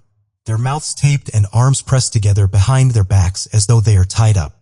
What would your immediate reaction and the following action be? This is the story of Tara Calico, a bright young college student who vanished while she was out on a bike ride, leaving behind a mystery that endured for over 30 years and a notorious Polaroid that made international headlines. But who were those teenagers in the Polaroid? Were they really captives? And was the photo a clue to Calico's fate? These questions have lingered for nearly 30 years, morning in 1988. In this video, let us find out what actually happened and whether Tara Calico was finally found. 19-year-old Tara Calico from Valencia County, New Mexico was described as an ambitious person. She planned out most of her days by trying to fit in as many activities as possible, often making detailed daily schedules. She excelled in high school and was a sophomore at the University of New Mexico at Valencia, where she was studying to become a psychologist. She worked at a local bank and was also an extremely athletic young woman who enjoyed running and cycling. Her friends said that she was someone most people would absolutely admire. But the highly ambitious Tara didn't know that life always doesn't go as it is planned, and that her hobby of cycling would strangely prove to be a reason for a setback in her journey towards her ambitions. On the morning of September 20th, 1988, Tara left her home in Valencia County, New Mexico, to go for her daily bike ride. Her route was the same every day along New Mexico State Road 47. Her mother, Patty Dole, knew it very well because the pair of them often traveled together. Though lately, Patty had been skipping rides. A recent incident in which a car drove aggressively close to her, deliberately passing her multiple times, had made her nervous and less inclined towards her ride. However, Tara continued the tradition, cheerfully refusing her mother's suggestion that she should carry a mace. It was the same sunny stretch she had been riding for years, and nothing bad had ever happened. As she headed out the door, Tara jokingly told her mother that she'd better come looking for her if she didn't show up by now. Was she indirectly hinting towards something that she already knew about? Or this was just a casual talk of something might go wrong, which eventually did. Tara had a tennis date with her boyfriend at 12.30 that she was determined to keep, but noon came and went and Tara never returned home. When Tara didn't arrive home by noon from her bike ride, as told by her daughter, Patty left home to search for her daughter. She drove her car through the 17-mile bike route that Tara took but did not see her daughter. Patty then drove the bike route again to see if she could spot Tara, but it was to no avail. Worried, she called the local hospital to see if her daughter was there. Then contacted the rescue unit. This marked the beginning of one of the longest and the most unique investigations in the history of law enforcement books.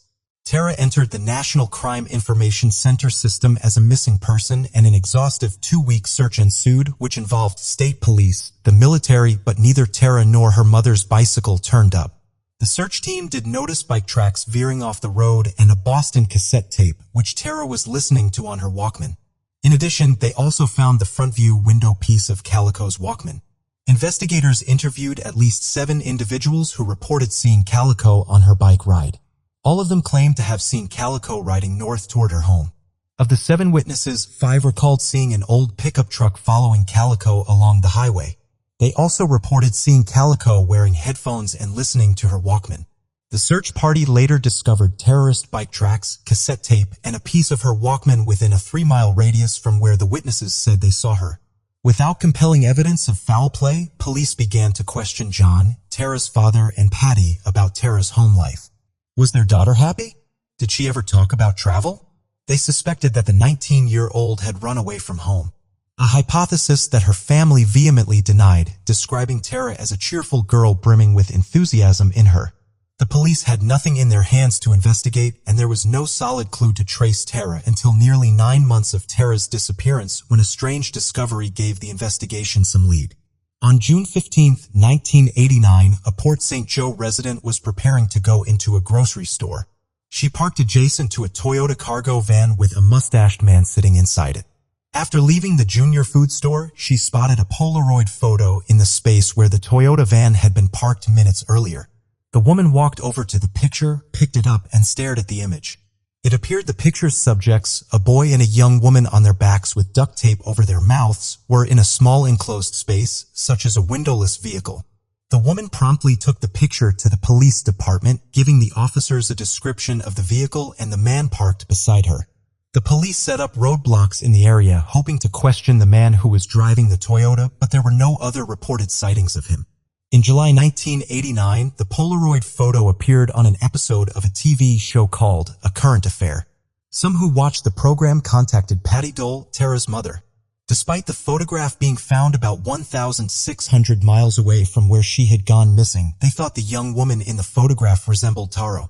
Once Patty saw the picture, she too felt that the young lady resembled her daughter. Patty believed the woman had similar features to her daughter, noting a scar on the woman's leg was a match to the scar on Tara's leg from a past car accident. According to Patty, the book shown in the Polaroid next to the girl, a paperback copy of My Sweet Audrina by V.C. Andrews, was one of her daughter's favorite books. But the question also was, who was that young boy alongside the girl in the Polaroid picture? Some initially believed the boy in the photo was Michael Hunley. On April 21, 1988, several months before Calico went missing, 9-year-old Michael Hunley went on a hunting trip with his father and a family friend in the Zuni Mountains of New Mexico. They were preparing to hunt wild turkey, but while setting up the camp, Michael disappeared. Michael's father immediately reported the boy missing, but a snowstorm had taken over the area, preventing a thorough search for him. Once the storm subsided, 400 people assisted in the search, but the only clue they discovered was a small footprint in the snow. In July 1989, when a Current Affair episode aired showing the Polaroid, Michael's parents saw the show and thought the little boy in the photo resembled their son. In fact, his mother stated that she was nearly certain it was Michael in the picture. It is roughly 45 miles from Belen, New Mexico, where Tara Calico vanished. It didn't take long for the investigators to see a potential connection in the disappearances. Calico's mother and the Henleys went to Port St. Joe to examine the Polaroid and talk to the police. After the meeting, the parents determined that the children were in the picture, in the Zuni Mountains. Dental records confirmed it was Michael's body and that the boy had likely succumbed to hypothermia. Investigators did not suspect foul play and concluded Michael was not the boy in the Polaroid. To figure out if Calico is the young woman in the Polaroid found in 1989, her parents had a photo analyzed by Scotland Yard in London. The lab examined the picture and however, the Los Alamos National Laboratory in New Mexico also analyzed the photo and concluded that it was not Tara Calco. The FBI conducted an independent investigation into the photograph as well, but the results were inconclusive. Investigators remain baffled by the photo. The only clue they determined from the image is that the photographer likely snapped it after May 1989, as the specific film used was unavailable until that date. In the end, only one family received answers, and there was still no clue about the whereabouts of Tara Calco. The disappearance, Tara's case remained cold in the intervening decades. In 2003, the Dolls made the decision to move 2,000 miles from their home in New Mexico to Florida. After enduring dozens of fruitless tips and appearing on countless shows such as Oprah, Unsolved Mysteries, 48 Hours, and The Current Affair to beg for news of their daughter, they decided it was time.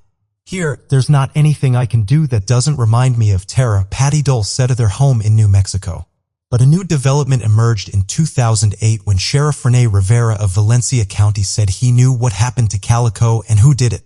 In an explosive revelation, Rivera claimed that 2 local boys who were in a truck accidentally ran over Calco and then 2 other men. Possibly parents assisted with helping the men hide Calco's body. Despite knowing the identities of the allegedly culpable men, Rivera explained they have made no arrests because Calco's body remains missing. In 2017, a Reddit thread about Calco included uploaded documents from the New Mexico State Police case file on Calco's disappearance. In the documents, a man named Henry Brown gave an interview with Deputy Mark Nathala, claiming he had heard some teen boys talking about hitting Calco with her truck and then sexually assaulting and slaying her. He went on to explain that the teens hid Calco's body in the bushes. But when a search party began looking for her, they moved her into a basement before later dumping her body into a pond. One of the alleged suspects named by Brown was Lawrence Romero Jr., the son of the local sheriff. It is likely Detective Rivera was referring to Romero Sr. when he mentioned in a newspaper interview that the alleged assailants got help from their family in hiding Calco's body. Romero Jr. has since passed. John Dole was angered when he learned of Rivera's claims. He said that there was no reason for the sheriff to publicly announce his suspicions if he couldn't arrest the suspects. 2 other Polaroid photographs that could have been of Tara Calco surfaced over the years. One was a blurry photo of a girl's face with tape covering her mouth, which was found near a residential construction site in Montecito. Forensic evidence suggested it was taken some time after May of 1989. The second was of a woman loosely bound with her eyes covered, sitting next to a man on an Amtrak train, dated roughly to February of 1990. No charges were ever brought as a result of either image. Patty Dole found the Montecito image compelling and believed it to be Tara. However, she didn't believe the girl on the train was her daughter. Today, Tara Calco had been missing for more than 30 years. Her disappearance remains one of the most haunting cold cases in recent memory, and at this point, it seems that only chance will turn up answers. However, Calco's sister and best friend have not given up searching for her. The 2 women stated that they have uncovered new information in 2017, and they even released the Tara Calco investigation. Podcast host Ask Bell discusses different theories regarding Calco's disappearance. On the other hand, Calco's parents passed without learning what exactly happened to their daughter. Patty Dell passed in May 2006, while Calco's father David passed 4 years prior to November 2002. In October 2019, the FBI announced a reward of up to $1 for anyone who had information that would lead to the location of Tara Calco or the arrest of those responsible for her disappearance. What do you guys think? What happened to Tara Calco? Was she really abducted, or did she actually run away staging her kidnapping? Is she even alive? Or was this case a cover-up by a detective and his son? And what about those Polaroids? Can you solve this mystery and bag the $20,000 from the FBI? Maybe you can. Let us know your thoughts in the comments below.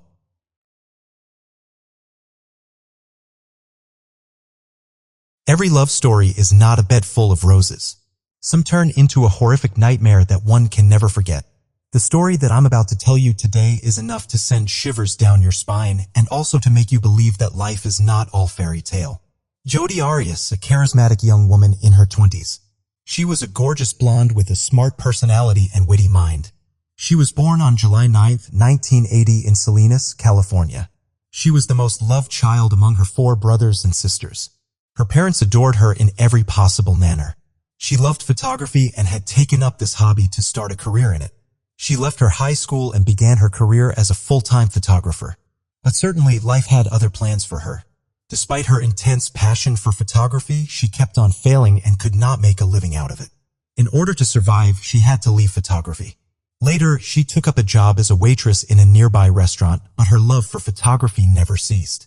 Jody was 21 years old when she began working as a waitress in a renowned restaurant in California. It was then when she met her very first boyfriend. Daryl Brewer was a 40-year-old man when he started dating Jody. Things seemed to be pretty casual at first, but as time passed, both of them came into a serious relationship. The relationship was quite odd as Daryl was older than Jody. Her friends often told her she deserved better, but still, she went on pursuing the relationship anyway. Things were going pretty smooth, and almost a year had passed when Jody started working at prepaid legal services along with her job as a waitress. Both Jody and Daryl had moved into a home together in 2005, so Jody needed to work 2 jobs in order to keep up with the expenses. This was the time when a young man named Travis Alexander caught Jody's eye. Daryl and Jody had major age differences, because of which Jody was having second thoughts about continuing her relationship with Daryl. She was more prone to cheating and deceiving her boyfriend than anyone else. Her vulnerability spoke volumes, and she found herself attracted to the young man Travis Alexander. Travis Alexander was born on July 28, 1977 in Riverside, California. He was one of the 8 children of his parents, but after his father's untimely death, he was sent to live with his grandparents. Travis was a very religious man and was an avid member of the Mormon Church.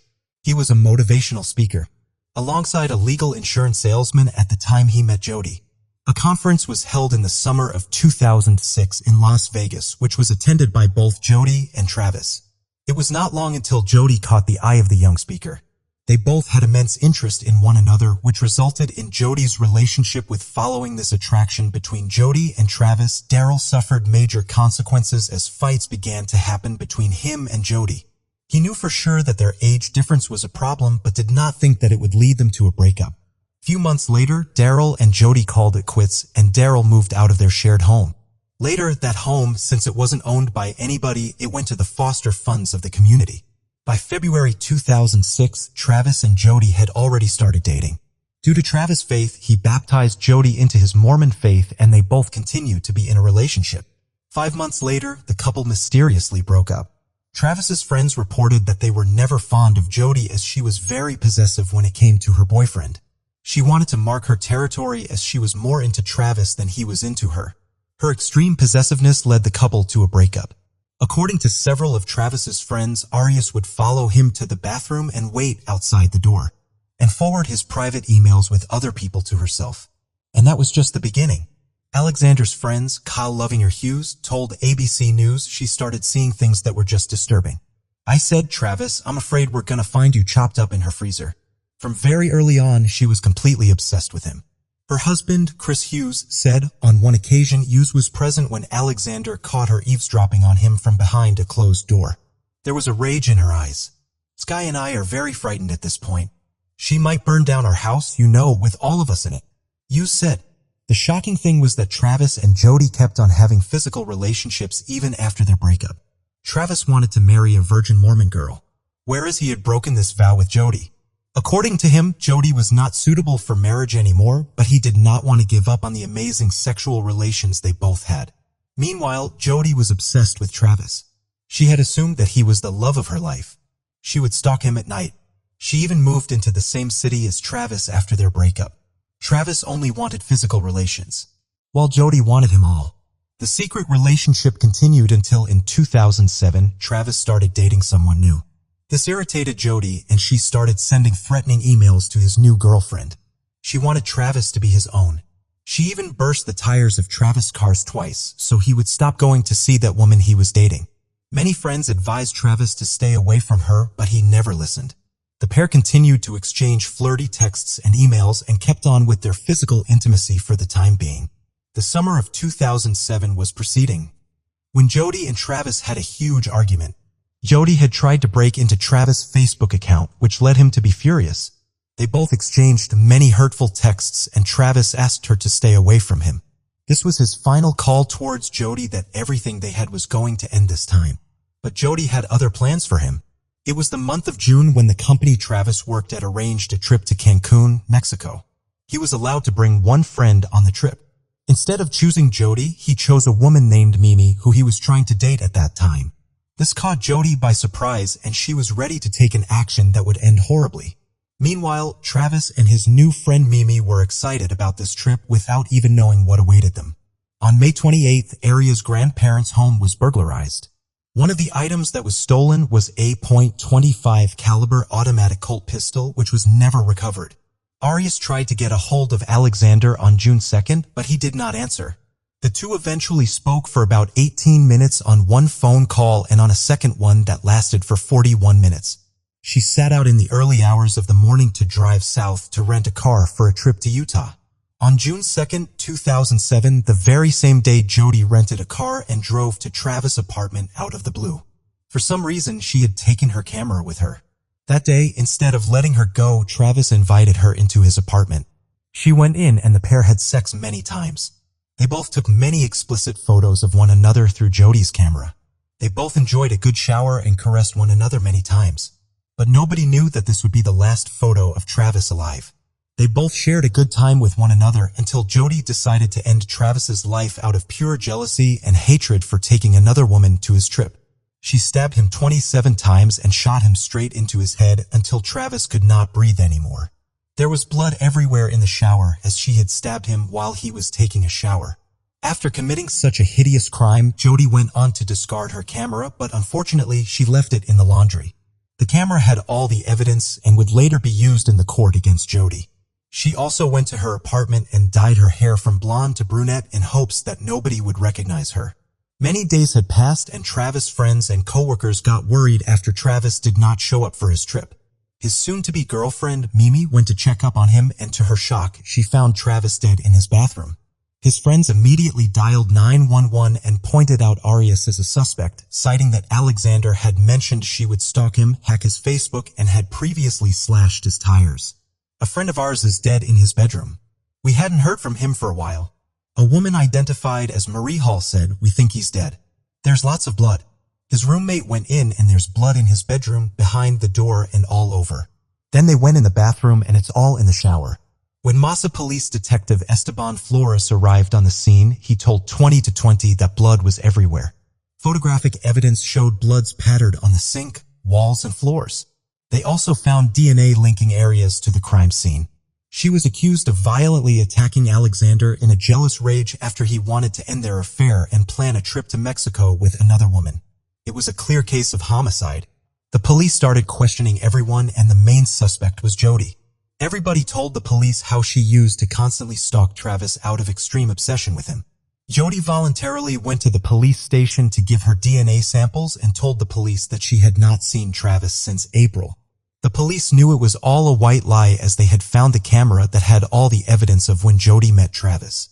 On June 21st, 2008, Travis' funeral was held, and 6 days later, Jody was arrested. Her lies were uncovered, as the DNA samples matched a hair strand and blood that was found beside Travis' dead body. Long hours of interrogation were conducted with Jody, but she never confessed to murdering her ex-boyfriend.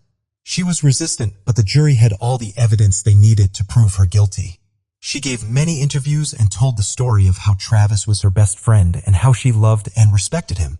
She also denied having seen Alexander on the day that he died, then claimed 2 men had killed him in a home invasion before changing her story again to self-defense. This was just a way of swaying away the attention of the media from the actual topic. Jody pleaded not guilty after being extracted from California to Arizona. This meant that she was going on a trial. Her story was weak as she kept changing it. One time she said that she had not seen Travis since April, and the next moment she said that she had called him 2 days before his murder. In another account, she tried to portray Travis as an abusive boyfriend and said that she killed him in her defense. All of this did not work. Finally, on May 7, 2013, Jody was found guilty of first-degree homicide and was sentenced to life in prison without the possibility of parole. Prosecutors had sought the death penalty but didn't secure enough juror votes to achieve it. At the time, Arias expressed her preference for execution. "Death is the ultimate freedom," she said during a television interview after the verdict. "I'd rather just have my freedom as soon as I can get it." This brought justice to the family of Travis. But the void that had been left in their lives was never going to be fulfilled, as Travis was never going to come back again. Such stories make you scared of falling in love, as they seem quite horrible when it comes to their manifestations, but this is the world we live in. She disappeared while walking to school. After she realized she had forgotten something at home, she turned back and took a shortcut through the woods, where she was confronted by a man who had been shot before, shooting her 2 times. When police arrived at the scene, they found her dead in her bedroom. She was lying face down on the bed. She had been stabbed to death. For more than a decade after her mother died, there was no person of interest, little evidence, and a murder victim with no justice. He was shot dead in the chest on the night of August 24, 2018. He was immediately taken to a nearby hospital, where he was pronounced deceased. Some cases take decades to come to their resolution and go cold when the investigative techniques are exhausted because of lack of technological and forensic advancements. But as time goes on and the forensic technologies progress, these cases often come to their resolution to provide closure to ones involved. Today in this video, we are going to look at 3 of such cold cases which came to their resolution years after the crime was committed. These will make you wonder what would have happened if there had been no advancement in technology. And despite committing such horrific and scandalous crimes, would these criminals have been free all their lives? And what do the authorities do when they are left with the prime suspect who isn't alive anymore to be prosecuted? So without further ado, let's get into these 3 cold cases solved in 2022. This is the story of an 18-year-old Anita Knudsen, a student at Monmouth University who was killed nearly 15 years ago. She was found stabbed to the in her apartment on June 4, 2007. Years later, after the case went cold, it was found out that her roommate was involved in the murder. If somebody was being picked on, she would stand behind him. When she was in high school, it was a girl that the principal sent her home because Anita Knudsen was living away from home, but she was close to their tightly knit family. She was known to be a person who would make anyone who talked to her comfortable and like the most important person in the world. On June 4, 2007, after not hearing from Anita, Gordon Knudsen, her father, grew worried about his oldest daughter. He went to her apartment. Anita's car was parked outside and the apartment was locked. The apartment manager let him in the apartment, where he discovered something which he would never have wished in his entire life to see. Anita's father showed police a sliced window screen that led to her bedroom window. When police arrived at the scene, they found nuts and stabbed to death in her bedroom, covered with a large housecoat. Nothing appeared to have been taken from the apartment except for the removed window screen from the teen's bedroom and the murder weapon. A few years later, Anita's death was followed by another tragedy in the Knudsen family. This time it was their brother Daniel. What haunts me most about the death of my sister is that whoever killed also took the life of my brother that very day, Anna Knudsen, Anita's sister, said.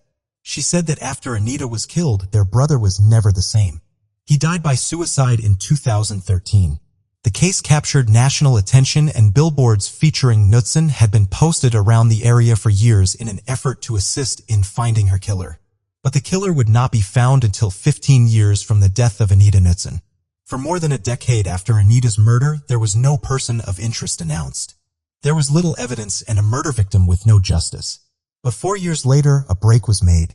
The police tried to actively investigate Anita's case for the past few years, and finally, with the help of a show called Cold Justice, they were able to move forward and regain focus on the case. Due to resources, logistics, planning, and experts, the show was able to provide, and police were able to obtain an arrest warrant.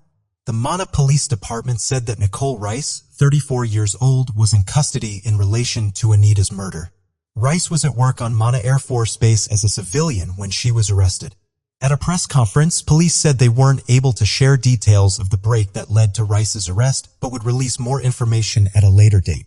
Rice, who was Knudsen's roommate at the time of her death, is charged with murder, which is a Class A felony, and is being held at the Ward County Jail. There was never enough to arrest her, but I would say she was always a person of interest in the case, said Police Chief John Klug. Rice made her initial appearance by video at the Ward County Courthouse. The judge set Rice's bond at $120,000 or a $250,000 surety bond. On April 21, 2022, Rice will be back in court for her preliminary hearing and arraignment. The authorities claim that the turning point in this case was really just trying to pull all the information together and put it in an order that made sense. As they said, a lot of information was information that they had. It just took a little bit of refocusing and a lot of paying attention to the fine details. My heart goes out to the family. I wish we could have solved this sooner, but at the same time I'm glad to say that we have the person responsible for the murder of Anita Knudsen in custody, said Chief John Kluge while finally closing the case. In 2018, the Austin Police Department said that officers were called out to the 1600 block of Mearns Meadow Boulevard for reports of shots fired just before 10:30 p.m. on August 24th. When the police arrived, they found 23-year-old Jonathan Rogers on the sidewalk with obvious trauma. He was immediately transported to Del Seton University Medical Center where he died from a gunshot wound to his chest. Following an investigation by the Austin Police Department, an arrest warrant was issued on December 8, 2021. A U.S. Marshal-led task force arrested 25-year-old DeAndre Eric Connor on a capital murder charge and linked to the case. After being contacted by the APD for assistance in Connor's arrest, members of the task force developed information that he was still in the Austin area. Connor was observed at an apartment complex off Runberg Lane where he was surrounded and arrested without incident. Connor was taken to the Travis County Jail where he'll await judicial proceedings. Unfortunately, this was all the information that I could find on the internet about the case of Jonathan Rogers. Cases like Jonathan's are far too common in the United States. Stories like his also receive far less media attention on average, making the process of finding sufficient information about him tedious and difficult.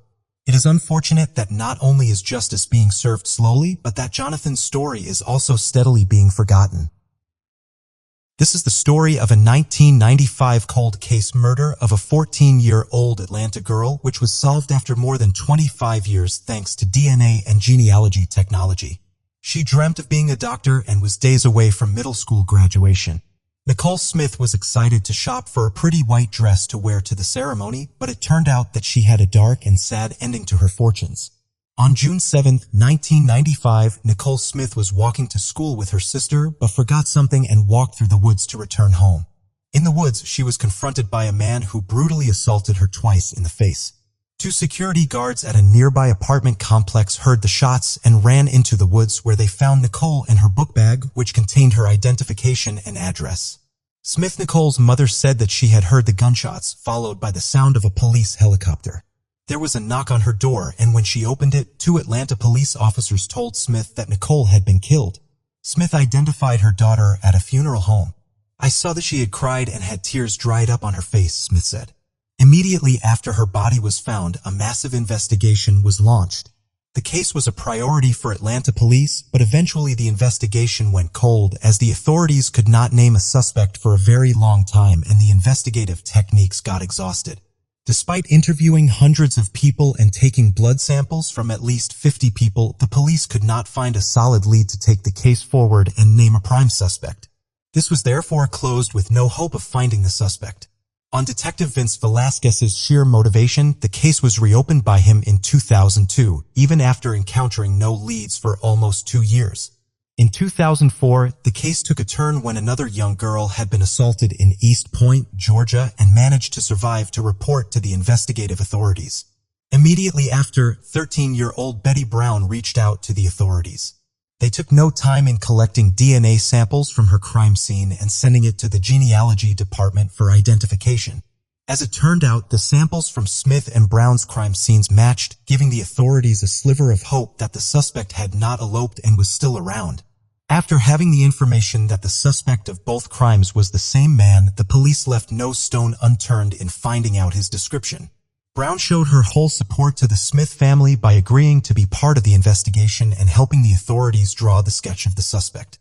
"The case has not died," Velasquez stated in a conference after taking retirement in 2017 and handing over the case to Scott D. Meester, who was a homicide detective on the cold case squad with the Atlanta Police Department. However, years passed on and there was no sign or identification of the suspect. Finally, after roughly 3 years, the assailant was brought into the bigger picture as a figure of interest with the support of outside genealogy and ancestry databases. According to D. Meester, investigators were able to put an end to their long-lost hope after they were alerted just before the day of Christmas that the DNA on the two crime scenes indeed matched that of a man named Arnold. Shockingly, the detectives found out that Arnold had been dead for a few months due to liver and kidney failure in a hospice facility. Today, for me, is a bittersweet moment, Nicole's mother, Aquanelia Smith, said on the day of the press conferences. So many unanswered questions I had for him, she said while breaking down. Brown was also present there, and he tested how long it took for the investigation to complete. What do you guys think? Does the cold cases which take decades to come to their resolution and the killer has already died of natural causes actually provide justice to the victim? Can families actually heal after decades of trauma and longing for closure? Let us know your thoughts in the comments below. When a 9-year-old girl went missing in St. Anne, Missouri in 1993, an entire community feared for their children. Just 9 days later, a family's worst nightmare became a reality when the little girl was found murdered. Detectives and members of the Major Case Squad worked tirelessly to solve the homicide, but justice would not come for little Angie Houseman for 25 years. This is the case of a little girl lost. The Angie Houseman story. Police in Missouri saw the 20-year-old cold case after a woman told officers that her husband had murdered both victims and burned their bodies. The woman told the FBI that her late husband had killed Angela McCox and her 4-year-old son Thomas Michael Ratkew and disposed of their bodies in a furnace attached to their farmhouse. She told authorities she had not come forward with the shocking information before because she feared for her life. The grisly murders are believed to have taken place at her farm in Missouri in December 2002. Look into the detailed events of 2 cold cases that show how it took decades to bring the perpetrator to justice. As the police crumbled forces to locate the bodies, a gruesome discovery turned these cases into horrific homicides. Several days after being reported missing, the bodies were found in the wilderness. These are one of the most high-profile criminal cases in the region for the last 30 years. But how did these victims die? Who were Angie Houseman and Angela McCox? Who killed them? And where are the killers now? To answer these questions, let's take a detailed look into these cases and find out how the word stranger danger became a prevalent phrase among the children. Had Earl Cox's car not broken down on November 8, 1993, 9-year-old Angie Houseman might still be alive. This is the typical child kidnapping case that you think about, the one you hear your parents warn you about when you were a kid. Angie Houseman was a cheerful and kind-hearted 9-year-old in love with life. She resided in St. Charles County, Missouri with her parents. She was considered to be quite a gifted student. She was loved both at school and at home. Angie was always ready to make people smile, which made accepting her gruesome death even more difficult. She was born on February 18, 1984. Her mother Diana Houseman married her stepfather Ronald Bone when Angie was just a toddler. Angie became a big sister to Ronald Bone Jr. Angie disappeared off the face of the earth on November 18, 1993 when she was returning home from school. On that day, she got off the school bus like she did each afternoon in her neighborhood. Normally, 2 parents in the community would watch as the kids walked home on that street in St. Anne. However, on this day, both parents were busy and no one was watching the children as they walked home. To get home, she didn't know that this distance would turn out to be an opportunity for someone who had eyes on her. She made it past the 4th house and then seemed to vanish. Kids in the neighborhood did not recall seeing where Angie went or who she was with. She was just there 1 minute and gone the next. When it took more than 30 minutes for Angie to return home after school, her mother and stepfather became concerned. Angie was outgoing and would often stop to chat with neighbors along her way home, but it had never taken this long before. They began to search the neighborhood, but there was no sign of Angie. The parents quickly reported their child as missing and an investigation began. Including Angie's parents, the police initially did not rule anyone out as a person of interest. They interrogated her stepfather Ron for a significant amount of time. He even took a polygraph test. The massive ground searches and interrogations of family members and neighbors failed to produce any leads. On November 21st, the FBI joined the search. Despite the missing person case not fitting the criteria, for only the 2nd time in history, the Major Case Squad was called in to assist in the investigation. While the massive search ensued, police received hundreds of tips from all over the St. Louis area. An attempted abduction nearby was reported just a week before Angie's disappearance, but unlike Angie, that girl was able to escape. In the area who had been driving a blue car. A police catch was produced, but these clues didn't lead to a suspect or to Angie. Psychics began to produce their own theories, and one claimed to dream about the police finding Angie's body in the August Bush wildlife area. Strangely, this dream or a prophecy would turn out to be real just 9 days after she disappeared. On November 7, 1993, a deer hunter found Angie Hausman's remains in the August Busch Wildlife Area, almost exactly where the psychic said she would be found. On reaching the spot, the police found a heartbreaking and horrible sight. Angie was left there entirely without clothes and tied to a tree. According to medical experts, the young girl was found just hours after passing away. Investigators believed Angie was still alive when her murderer left her there. However, the cold affected her terribly and small bits of ice formed all over her body, making Angie suffer a terrible death. Additionally, an autopsy later revealed that she was ing assaulted before being left in the wild. This missing person case had now turned into a homicide case. In the days that she was missing and was severely dehydrated, her hair had been cut and colored. She had been held for some time before her body was put in the woods. Her autopsy determined that Angie likely died just hours before her body was found, and the official cause of death of hypothermia. She froze to death after being left naked and tied to a tree following a week of pure hell. Some forensic clues were retrieved from the examination, including a fingerprint on a duct tape that covered her mouth. Early clues in the investigation included Angie's teacher giving an alarming statement. She said that Angie told her that her uncle was taking her for a visit to the countryside, but there was no uncle. None of Angie's friends or classmates knew who this uncle was. Then 4 days after Angie's body was found, appeared from Hazelwood, Missouri. Hazelwood is about 10 miles from St. Anne, and the police feared that there was a serial predator in the area, and these fears intensified when the second girl was also found murdered. However, this case was solved in early 1994 and was not connected to Angie's case after all. The FBI profiled Angie's killer and described him as a white male, aged 20 to 45, monthly lost his job. And who doesn't get along well with women? This profile was made public and thousands of leads came in. In total, 200 men were considered suspects and ruled out as the perpetrator in Angie's case. One of those men was a man from Florida named John Wayne Parsons.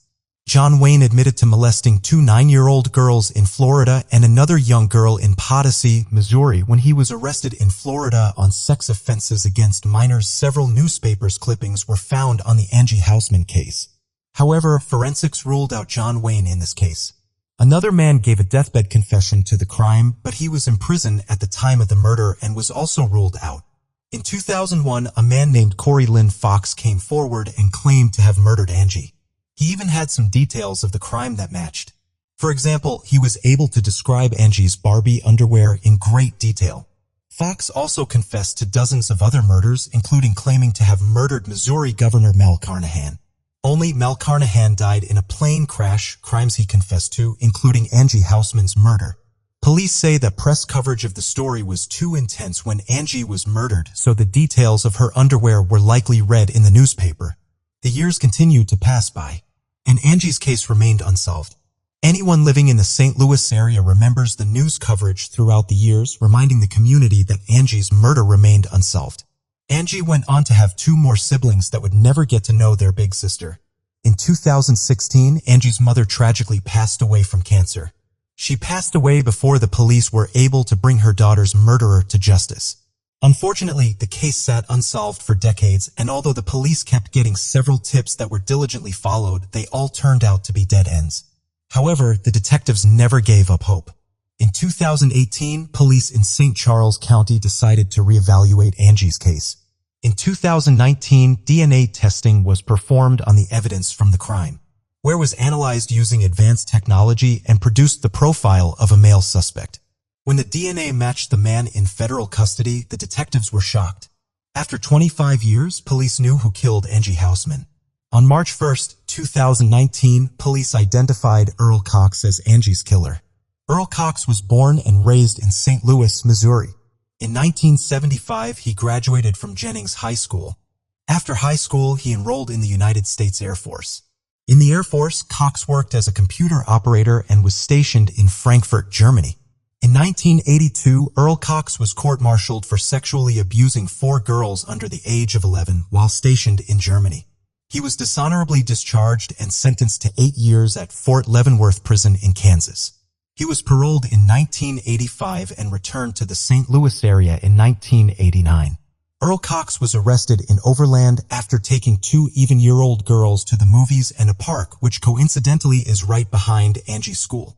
Despite the sexual assault allegations, those charges were eventually dropped due to a lack of evidence in 1991.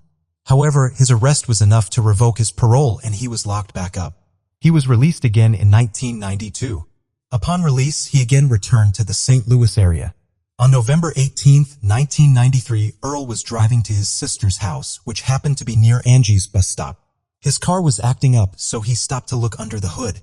He said he saw this cool bus and watched as Angie Houseman exited the bus. When Angie walked past, he asked the little girl if she was hungry. Angie said she was cold and hungry and agreed to get in Earl's truck. He took her to Burger King and bought her food. He then drove around with the girl and eventually took her back to his home. He later claimed that after kidnapping Angie, he kept her hidden in his mobile home even without the knowledge of his then-living girlfriend. The girl also confirmed that she was not allowed to enter one of the rooms in their house. Angie's last few days on Earth were terrifying as she was repeatedly assaulted and tortured before her killer decided to leave her out in the cold to die. Ultimately, based on the DNA evidence, the police were able to arrest Earl Cox and charge him with murder. Once produced in court, Earl Cox decided to enter a plea agreement wherein the prosecution would take the death penalty off the table in exchange for a guilty plea. He subsequently pleaded guilty to first-degree murder and sexual abuse.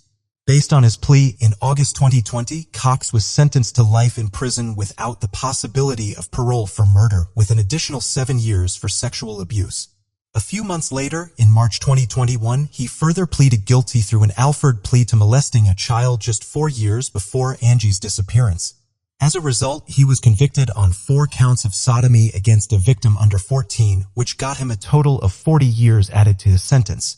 As of today, Earl Webster Cox remains incarcerated at the Eastern Reception, Diagnostic, and Correctional Center in Bontero, Missouri.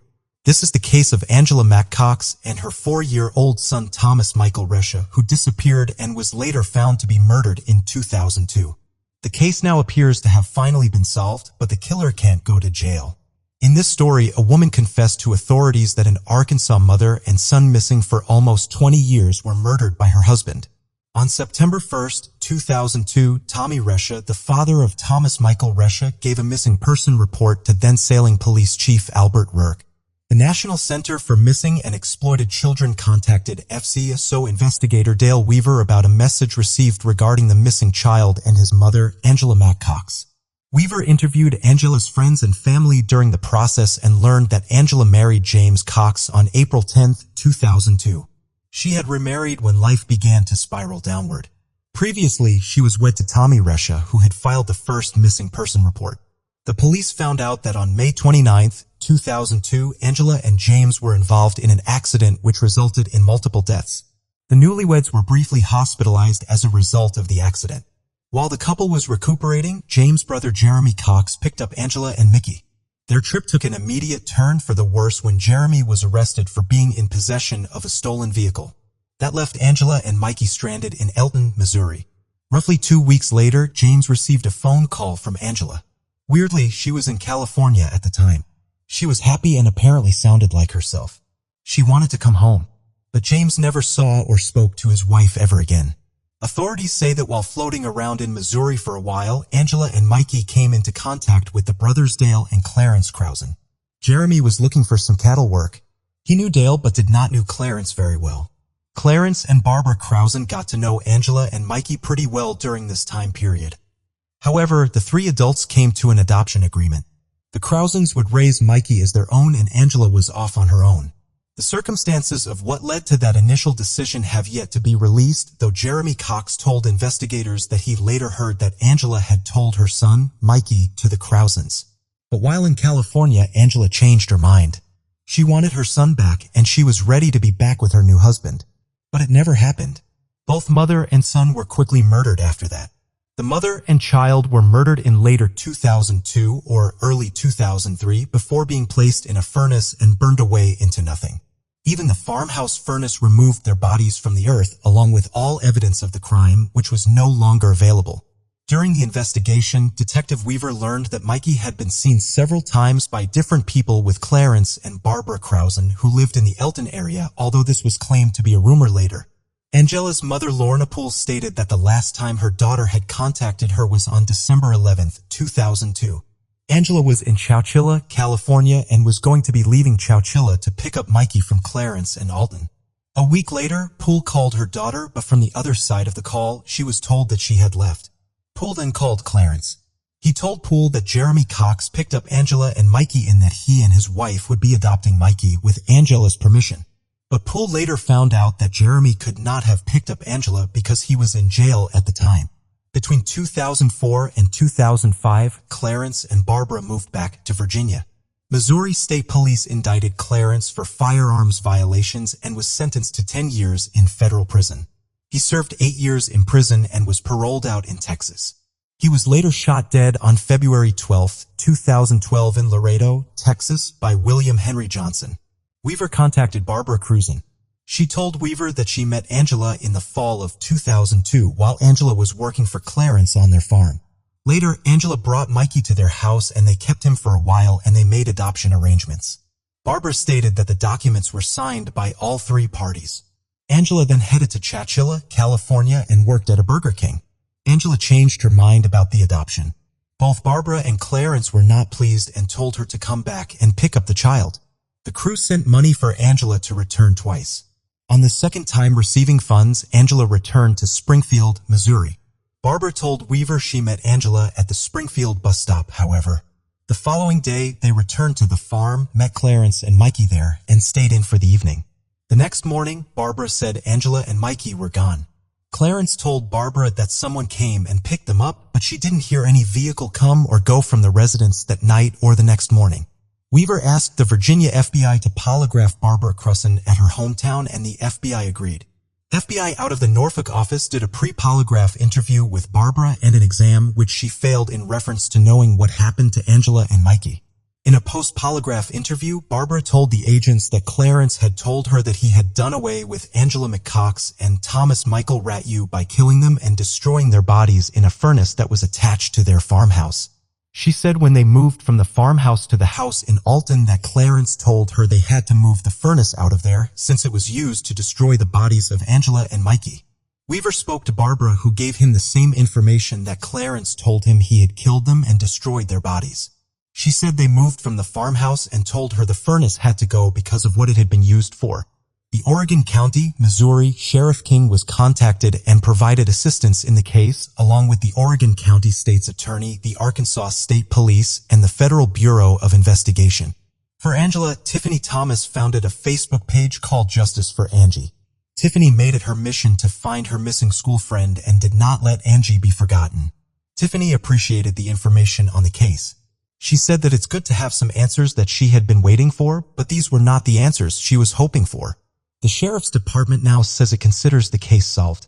These cases were able to be closed by the authorities in some unusual ways. Though it took a long time for the detectives to track the person responsible, it would be counted as just deserved. What do you think about these two cold cases which were high profile and especially victimized children? What could be the reason for such increasing crime and abuse directed towards children and, to be precise, mostly female children? Let us know your thoughts in the comments below.